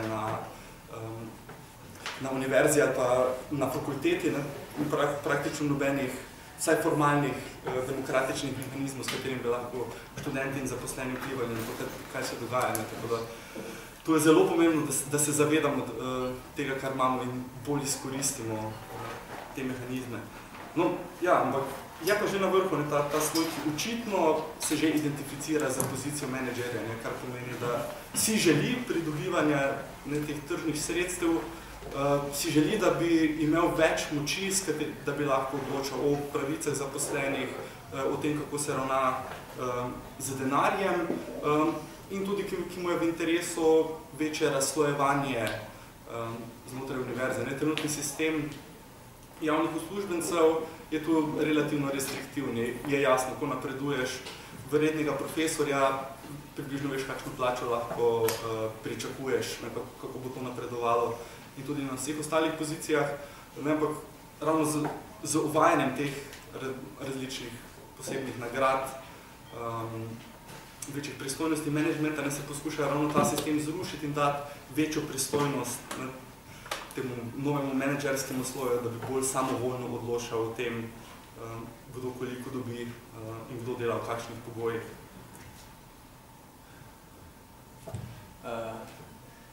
Dve stvari. Prvič, to, da vodstva fakultet in univerz, mislim, da pobuda prihaja z njihove strani, niti ni toliko nerazumljivo, če govorimo o rektorjih. Pač, kakor rečeno, glede na to, da itak težava ne nastaja na sami univerzi, ampak nastaja zunaj, je vprašanje, koliko imajo potem rektorji pa vodstva sploh izbiro. Če gospodarstvo zahteva ceneno delovno silo, se univerza ne obstaja samo zase, potem imamo pač težavo s samim kapitalizmom, ne pa s tem. Mislim, čistko abstraktno gledano ni nobenega razloga, zakaj bi rekel, da bi mogla biti univerza popolnoma avtonomna od gospodarstva. Problem je pač v samem gospodarstvu, mislim, tukaj je več problem s kapitalizmom, ne za to povezavo. Zdaj pa, če pa govorimo o prav advociranju zdaj šolnin pa tako naprej, pa ne govorimo o rektorjih, ampak govorimo o enem rektorju, to je pa o ljubljanskem rektorju, tako čisto specifično, ker to pa je zelo centralizirano. Zdaj, druga stvar je pa ta, zakaj sem rekel, da se zakon ne fetišizira. Zdaj, ena stvar je, ki jo zakon dela zelo sistematično in ki jo pa uvaja zelo na silo, to pa je razbijanje interesov različnih skupin na univerzi in centralizacijo moči. Tukaj dobivajo, senati izgubljajo veliko pristojnosti. Še v prvi verziji predloga zakona, ki smo jo imeli novembra na mizi, pa decembra, je še pisalo, da senat odloča o ustanovitvi spin-offa, zdaj po tej novi verziji samo upravni odbor, ki se mimogrede preimenuje v nadzorni svet, toliko v menedžerski logiki. Ne vem, študentski svet izgubijo cel kup enih pristojnosti, niso več vabljeni na organe, na seje fakultetnih organov in tako naprej. Druga stvar je pa, da zakon dejansko sistematično spodbuja konflikte in konkurenco med različnimi sloji in med posamezniki. Najbolj skrajen način tega je člen, mislim, da je 107, ki profesorjem, ki predavajo, ki imajo na svojem predavanju, ki se sicer izvaja kot javna služba, zraven tudi študente, ki plačujejo šolnine, zato dobivajo dodatne plačila. To ne samo, da res ne postavlja zdaj študente in profesorje na dva zelo antagonistična položaja, ampak bo šlo tudi za tekmovanje med samimi profesorji, ker to ne gre za to, tako kot pri izrednem študiju, da se zdaj sredstva prerazporedijo po oddelku in ne vsi dobijo, ampak to je dejansko individualno izplačeno, kar pomeni, to si predstavljate, da v prvi letnik zdaj pride nekaj teh samoplačnikov, študentov, potem profesori na višjih letnikih začnejo zahtevati, da na njihova predavanja hodijo. To so mimo grede pač po tem zakonu večinoma tisti študentje, ki niso dosegli dovolj dobrih rezultatov, da bi prišli na brezplačen študij, čeprav imajo pravico do njega in izpolnjujejo pogoje za brezplačni študij, in pač dobimo nek zelo paradoksalni položaj, ko so se profesori kar naenkrat prisilni greps za študente s čim slabšimi rezultati in so po možnosti od tega celo odvisni.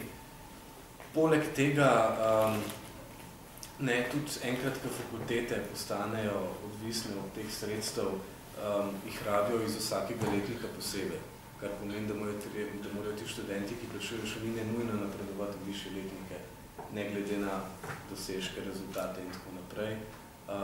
Tukaj gre tudi za razvrednotenje samega pedagoškega dela. Mislim, to je nek tak celosten proces, ki se samo s temi šolninami sproži. Skratka, ja, gre za, in tudi ta delitev na brezplačni in plačljiv, ta omejitev brezplačnih mest potem velja spet na drugi stopni. Skratka, so študenti tudi v konkurenci medsebojni konkurenci za brezplačna mesta, morajo drugega dol potiskati in se prebijati. Skratka, gre za sistematično ustvarjanje konflikta med študenti, med profesori in študenti, med fakultetami, pač dejansko sistematično ustvarja konflikte na vseh nivojih in vse postavlja med sebojno konkurenco. To pa ta zakon dela. In mogoče še tu verjetno dodatne, da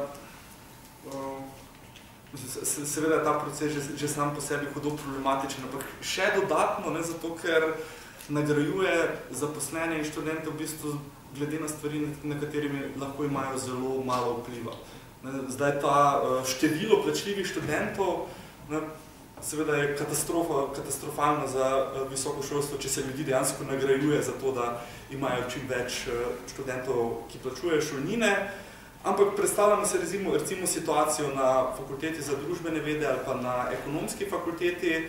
V redu se da pač stlačiti 1000 ljudi ali pa 500 ljudi v eno predavalnico, odpredavati in narediti en tak šoferski izpit na mesto pravega izpita, kot jih imamo tudi pri nas. Pogosto obkrožiš, vržeš računalnik, dobiš oceno. Na drugi strani imaš pa recimo študije, kot je Akademija za glasbo ali pa Likovna akademija ali pa različni študiji, ki zahtevajo laboratorijske vaje, medicina, kjer pač, če hočeš sploh izvesti takšni študij, ne moreš ti spustiti 500 ljudi, da dela na pacientih. In te okoliščine so blazno različne med fakultetami in konec koncev so potem zaposleni in institucije vrednotene glede na nekaj, na kar imajo zelo malo vpliva. In je, mislim, podobno kot za to logiko zaposljivosti, ki je nekako ideološka podstat teh sprememb. Zdaj, vemo, da imamo gospodarsko krizo, da je nezaposlenost poskočila zaradi te krize. Niso zdaj ljudje naenkrat čez noč postali leni in neumni. Lahko skoraj zagotovo rečemo, da se to pač ne dogaja. Ljudje se ne zbudijo nekega jutra in so naenkrat 50% bolj leni kot prej. Očitno imamo nek strukturni problem, ki se pa potem ideološko prevaja v to, ja, niste dovolj konkurenčni. Ja, univerza je kriva, ker ne proizvaja dovolj konkurenčnih kadrov, kjer se spet transformira strukturni problem, potem ideološko v problem posameznika in za tem zakonom ne zgolj ideološko, pa potem čist materialno, za tem, da so ljudje potem še nagrajevani in kaznovani glede na neke stvari, na katerimi nimajo nikakršnega vpliva. Univerza kot družbena institucija naj bi ustvarjala kritično refleksijo družbe. Zdaj me pa zanima Tim, kaj bi povedal o produkciji kritične misli na naši univerzi. Lahko rečem, smo danes na fakulteti, pa neke kritične misli so. Kar se tiče strukturno, pa resno, pa bolj ne. Jaz bi rekel, da predvsem dejansko tudi univerzi ni v interesu na kritično misel, kar se tiče misli, osnovna univerza je pač neka formacija, predvsem mislene forme. ta miselna forma, ki je pa pač za klasične univerzne, ampak tudi še danes, je pač nek odraz blagovne forme, se pravi umestitve v širše odnose. In mislim, kako to poteka, ne? Pač imamo, tako kot imamo pač v blagovni proizvodnji blago, ne, ki v menjavi se abstrahira od nekih konkretnih lastnosti, ampak pač obstaja samo še v abstrakciji kot kvantiteta, se pravi kot čista kvantiteta, kot taka, ne? To je neka realna materialna podlaga za to, da tudi na filozofski ali kakršnikoli miselni ravni imamo neke čiste miselne forme, ne, od Kanta naprej. Pač te čiste miselne forme, čiste kvantitete kot take so dejansko podlaga za bolj kot ne vse misli, tako na družboslovnih kot na naravoslovnih fakultetah, ne, sploh matematike, recimo čista abstrakcija blaga kot taka. Zdaj, kadar se pa govori konkretno na teh družboslovnih fakultetah o neki kritičnosti, pa mogoče pač to podajo neki psihofanti buržoazije skupaj z ostalimi poklicami, kreativnosti, inovativnosti in podobno, ampak to nima neke dejanske podlage. Mislim, dejanska podlaga tega ne vem, da je pač kapital, ki v nekem sektorju ni bil dovolj produktiven, ni imel donosov, je pač postal kritičen do tega sektorja in se je kreativno preselil v drugi sektor. Kar se tiče pa kreativnosti pa študentov, pa to pač fungira sem kot nek element v zavesti nekega postmodernega tehnika, karkoli. Tako da ja, moje, jaz bi pač umestil neke kritične misli na drugem, zdaj, ne vem, kako se bi strinjali, ampak bolj neke politične organizacije, zame pa se univerza lahko tukaj sodeluje, lahko tudi neko veliko vlogo pri tem, ampak sama po sebi pa univerza, mislim, nikoli ni bila in tudi ni neka kritična politična organizacija, ampak politična organizacija podkava. Da se še kaj dodala k temu? Ja, torej, seveda se nasplošno strinjam, ampak mislim, da treba tudi paziti, da ne spregledamo nijans znotraj tega. Torej, na tem področju imamo zdaj pomembne premike, nekatere sem že omenil, glede na to, kako se vrednoti raziskovalno delo, med drugim recimo tudi Agencija za raziskovanje Republike Slovenije, ki financira velik del raziskav, ne ponovim zahteva, da imaš partnerja v gospodarstvu, ne, v katerem koli projektu, ne, da za sofinanciranje doktorskega študija, recimo ne v države že, skoraj vedno rabiš nekega mentorja iz gospodarstva, pa nekaj takega, ne, da okay, ne, se nasplošno univerza nikoli ni bila neka radikalna sila, ampak je pa vedno manj prostora, ne, sistematično se krči prostor za kritično misel, oziroma ne zgolj za kritično misel, ne, ampak za vsakršno misel, ki ni neposredno komercialno uporabna. Ne, če delaš, ne vem, raziskavo o problemih demokracije, ne, pravic manjšin, ne, kje za Boga boš dobil partnerja iz gospodarstva, ne, ali lahko greš Mercatorju, ne, kupiti kilo demokracije, pač ne moreš, ne, to ni blago, ki bi ga lahko prodajal na trgu. Ne, in dejansko vse teme, ki niso prav neposredno, nekomercialno uporabne, ne, so sistematično vedno in vedno bolj diskriminirane. Možda ti kaj dodala zadnje vprašanje? Mislim, saj univerza nikoli do zdaj ni bila strukturirana na tak način, da mislim, ni nikoli igrala vloge prostora, ki reproducira, množično reproducira delovno silo za potrebe gospodarstva. Mislim, pred množičnim študijem je bila pač neka elitna institucija, ki je proizvajala buržuje, ki so razmišljalo o literarni teoriji, pa umetnostni zgodovini, pa ne vem, čemu vse. Sej ni, mislim, to se mi niti ne zdi toliko pomembno vprašanje. Pomembno je to, recimo, če bi začeli na univerzi proizvajati neko realno kritično misel, bi se lahko s tem dejansko pomagali. Ne? Ker, kot rečeno, samo to samo po sebi, tudi če bi bilo doseženo, ne bi pravzaprav bilo dovolj. Ne? Če bi si zdaj na univerzi naredili nek azil, kjer bi sred splošne socialne devastacije, fašizma in masovnega bankrota pač proizvaja neko kritično teorijo. To ne bi imel učinka vprašanje, ne, glede na to, mislim, vprašanje, če bi lahko v taki obliki univerza prispevala k nekemu resnemu in bolj množičnemu gibanju, ki bi morali nujno preseči okvirje univerze. Skratka, to je vprašanje, ki bi ga bilo dobro razrešiti, preden se lotimo nasilnega prevzema univerze in odstavitve v menedžerskih vodstv in tako naprej. To je tisto, recimo, kar mene zanima. Ne? To, a bi lahko univerza proizvala kritično misel? Ja, mislim, zakaj pa ne. Pač, se pravim, mislim, ja ali pa ne. Pač neka kritična teorija se bo, ne teorija v tem pomenu, se bo proizvajala, zato se bo ali zdaj trend recimo tak, če se empirično gledano, da se to dogaja izven univerze, ampak se v bistvu koliko ne vedno. Zdaj se to dogaja izven ali noter, mislim, da konceptualne razlike ni, razlika je pač v tem, da imaš ti infrastrukturo, pa predavalnico, zogrevanje in tako naprej. Skakaj, to je, mislim, jaz bi čist vrn spektrum v vprašanje, v bistvu naprej gledamo. Še zadnje vprašanje za vse tri enako, pač vsem povedanjem, ali je to univerzo, pač, v katero se zdaj posega, pač, kaj poznamo, sploh še pač vredno branite. Kaj jaz povem? Mislim, jaz najprej pač lahko vem, da tudi ni nekaj relevantne funkcije univerzi, tako da posebno nimam kaj dosti česa braniti.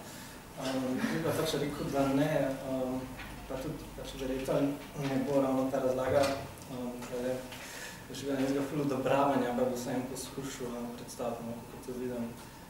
Najprej bi se pač na to predvsem osredotočil, ko mnogi tudi v teh študentskih gibanjih branijo neko češ prejšnjo univerzo, neke take funkcionalne tendence so, češ nekoč je bilo, pa smo bili avtonomni do sobenja kapitala, pa je bilo v redu, zdaj pa se odvira in je slabo, ampak večino tukaj gre za neke romantične scenarije o neke univerzi, ki pa dejansko kot take nikoli ni bilo. Tudi univerza je bila vedno vezana na neke družbene odnose, vedno je bila opeta v cel sistem. Mogoče ni bila opeta na način, kot je danes, ko pač je realno podrejena čist menedžerski komunikatski logiki, ampak bila pa je opeta, imela je svojo družbeno funkcijo in nikoli ni bila avtonomna. Tako da, tukaj imam pač en citat, tak klasičen, marksističen. Ideja znanja, ki nima povezave z razredi, se je izkazala za napačno. Šole in višji izobraževalni zavodi so ustanovljeni z nalogo usposabljanja oseb, ki so potrebne za vzdrževanje dominacije vladajočega razreda. In če gledamo pač te klasične univerze, ki naj bi se jih zdaj branili, tudi njih je pač neka reprodukcija elite. Ni bilo samo pač za literarno teorijo, ampak tudi konkretno za vojsko, državo in vodenje industrije. Tako da to je pač neka feudalna institucija, dejansko še skoraj nekako najstarejša evropska feudalna institucija, vse ostale so se prej odredile kapitalu, zato tudi v univerzi ta učitelj nostalgija. Ampak realno, recimo, še 50 let nazaj je bilo v populaciji 5% študentov. Tako da se pač za elitistično institucijo ne gre že let nazaj. In tej zlati časi so pač neki egipčanski lanci medu, čeprav pač to prispodoba, kot za večine Egipčanov ni bilo teh lancev. Zdaj pa še kar se tiče te družbene funkcije univerze, kakršno naj bi imela meta, pa bi se mi želeli. Kakorkoli se pravi, kako ne bi bila univerza dejansko opeta v širše razredne odnose.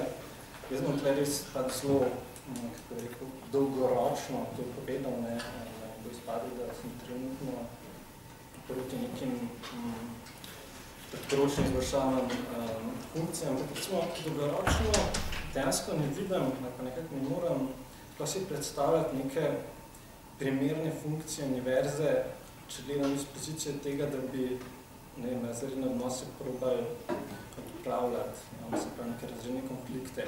Ker če mi ustrajamo na predpostavki kot fiksni, da je univerza potrebna za družbo, s tem hkrati tudi ustrajamo na predpostavki, da je tehnokracija potrebna za delovni razred, za delovski razred. In jaz tukaj ne govorim proti znanju, ampak proti temu, da znanje pač organizirano v univerzitetni formi ne vidim, kako bi lahko dejansko razrešilo konflikt v delitvi dela med upravljanjem in izvrševanjem. In zato pač univerzo gledam predvsem tako kot pač recimo tista znana primera, pač da moramo ločiti med kapitalistično uporabo stroja in strojem, da se ga moramo ločiti tudi med univerzitetno uporabo teh prostorov za produkcijo znanja in pa sami temi prostori. Ker v končni fazi, tudi če nas značite za vulgarnega materialista, po mojem pač gre vse za pač stvari, mize, poslopja in produkcijska sredstva. Ja, mislim, da to vprašanje je dokaj abstraktno, da lahko razpravljamo o njemu, ampak praktično se nam pa ne zastavlja. Torej, to, da bi univerza ostala takšna, kot je bila, pač ni mogoče. To je podobno kot to, bi rekel, malo nostalgično sanjarjenje o tem, da bi se vrnila, pa da je treba obraniti socialno državo. Mislim, ne, socialna država je nastala v nekih specifičnih zgodovinskih okoliščinah. Po drugi svetovni vojni, ko so bili profiti blazno visoki, ko je obstajala realna grožnja komunističnih revolucij že izvedena na vzhodu in realna grožnja na zahodu, in je ta dvojni pritisk, po eni politični pritisk in po drugi strani razpoložljivost teh sredstev zaradi gospodarske rasti, ki je bila najvišja v zgodovini kapitalizma, prvih 25 let, recimo po drugi svetovni vojni, je bilo seveda, ni bil noben problem financirati tudi socialno državo in nekaj tega profita redistribuirati. Danes te okoliščine niso izpolnjene.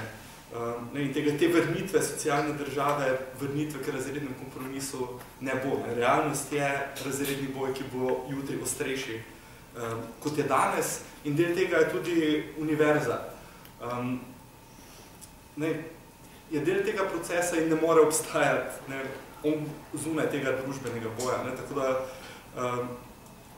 realna alternativa je, ali se na univerza kot celota zave teh konfliktov in se upre celotnemu sistemu, ali pa se mu podredi.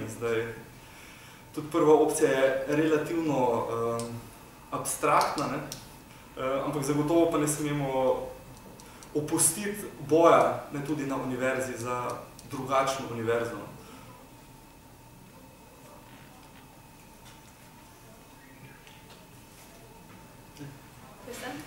Še kakšno vprašanje za občinstvo?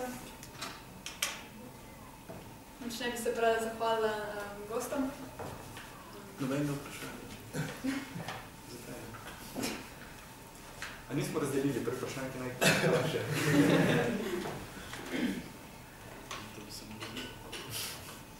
Da se grem jaz isto vprašanje. Vse zanima Slančka, ker ima vpeto te dogajanje na fakulteti, kar se rekel, da ne vpliva toliko na neke notranje odnose. Meni se zdi, da tukaj, kar na FDV-ju vidim, danes se je izvedelo, recimo, da se ne bo mogel naslednje let zaradi teh varčevalnih ukrepov izvajati tega študije politike in države, kar je analitska politologija.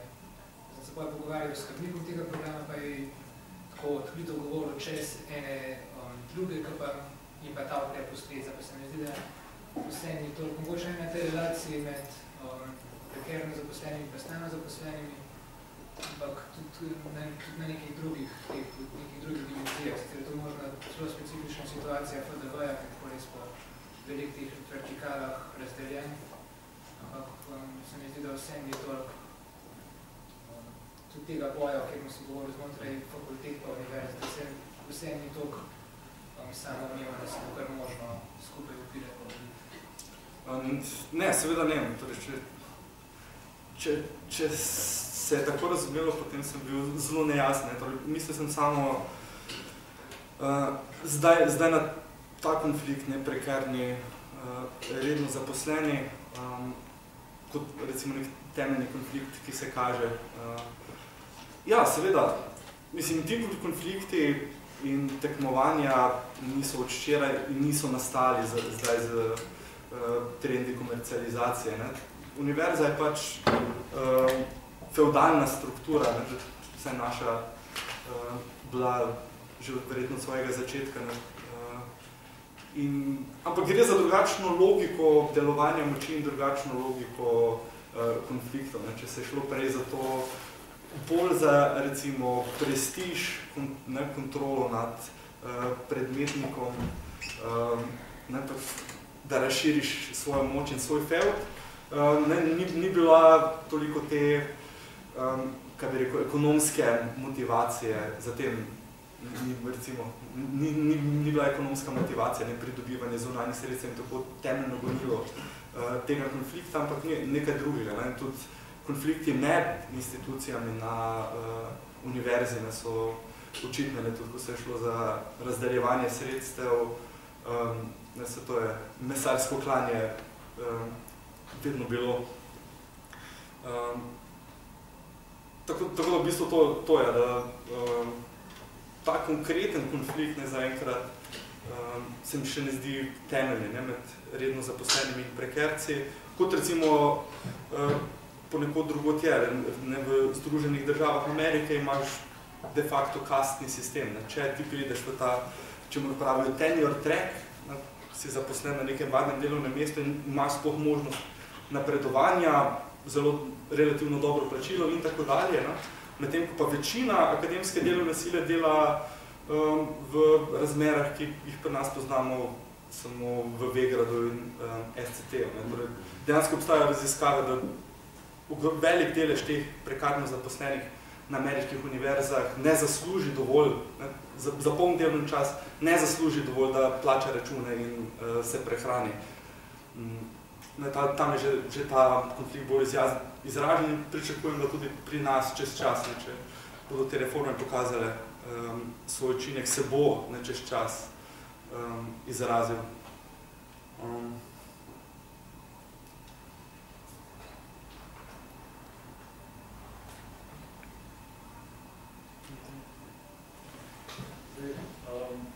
Univerzo ste bolj malo vsi bolj manj pokopali, ne, oziroma obupali vedno, če sem prav razumel, ne.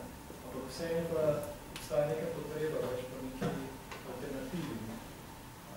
Konec pač, zato da se prebije čez ideologijo, da se pač, kako ste rekel, pač neki kritiki ustvarjajo si najbolj neko izobrazno.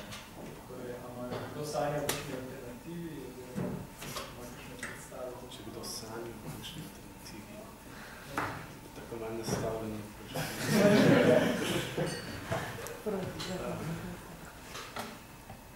Mislim, obstaja potreba po izobraževanju. Ne, če se oblikuje neko strukturirano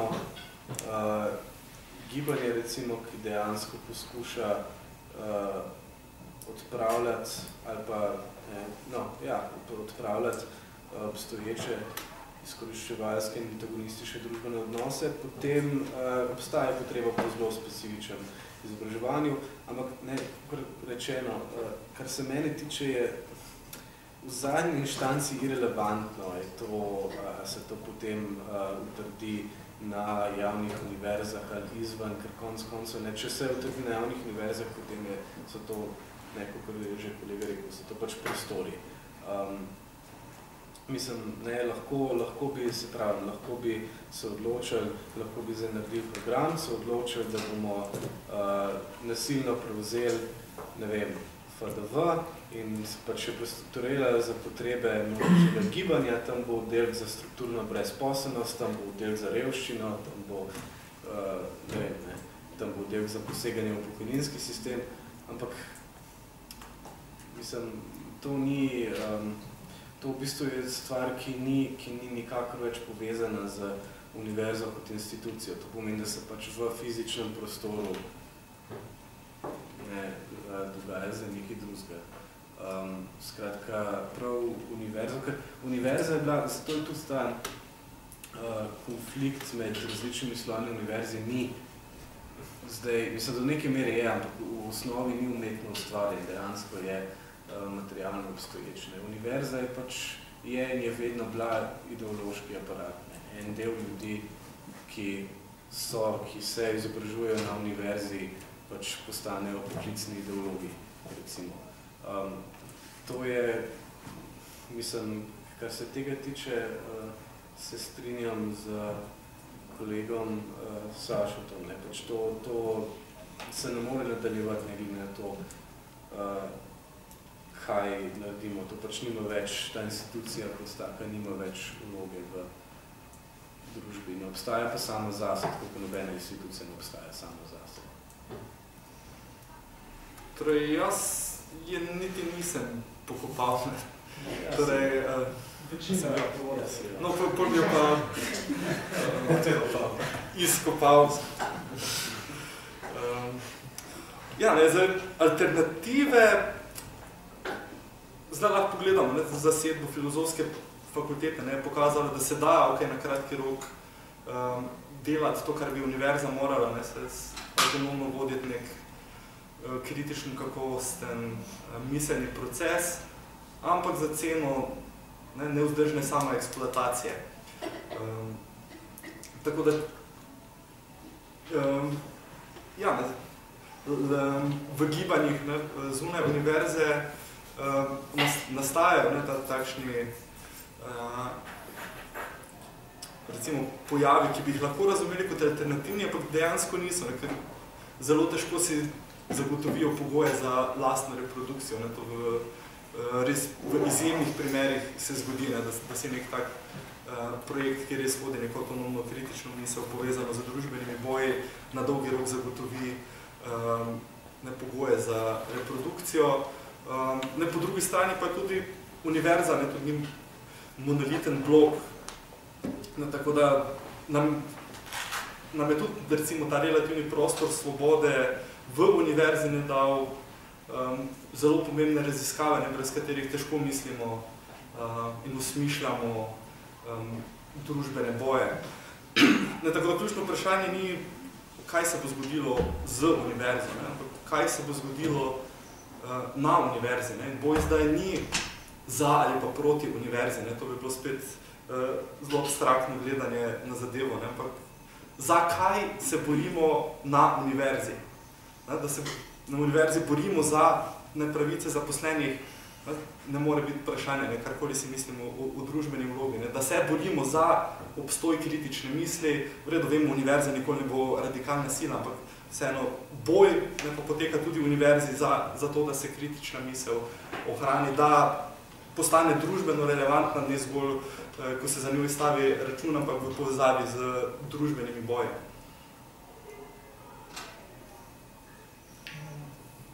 Jaz se večino strinjam z Jašom.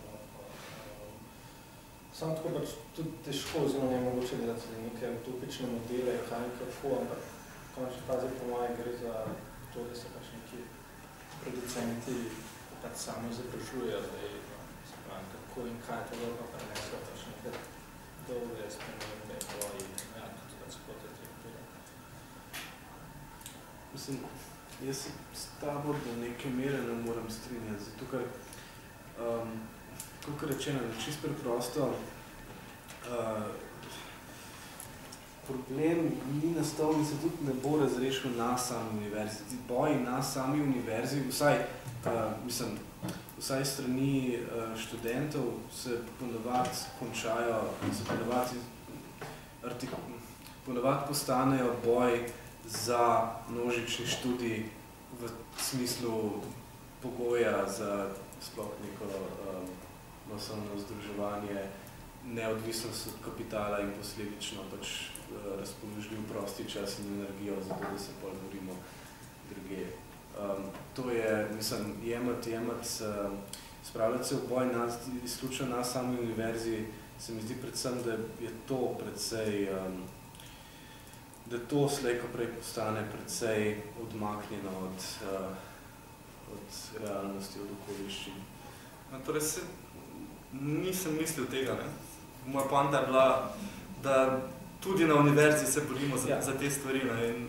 Karkoli si mislimo, se tudi vsi trije se strinjamo, da univerza ni bila, danes ni in tudi ne bo radikalna sila, ampak Je pa, tako kot drugi prostori bojo, tudi univerza prostor bojo za to, kar si prizadevamo. Tako da ne borimo se za univerzo, večino se borimo proti univerzi, ampak se tudi na njej moramo boriti in ne moramo opustiti kot polje boja.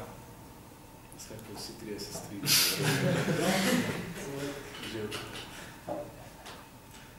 Je kar malo čudi. Tako da bi se zmenili naprej. Zdaj bo že v medijih, da smo v sorodstvenih vezeh.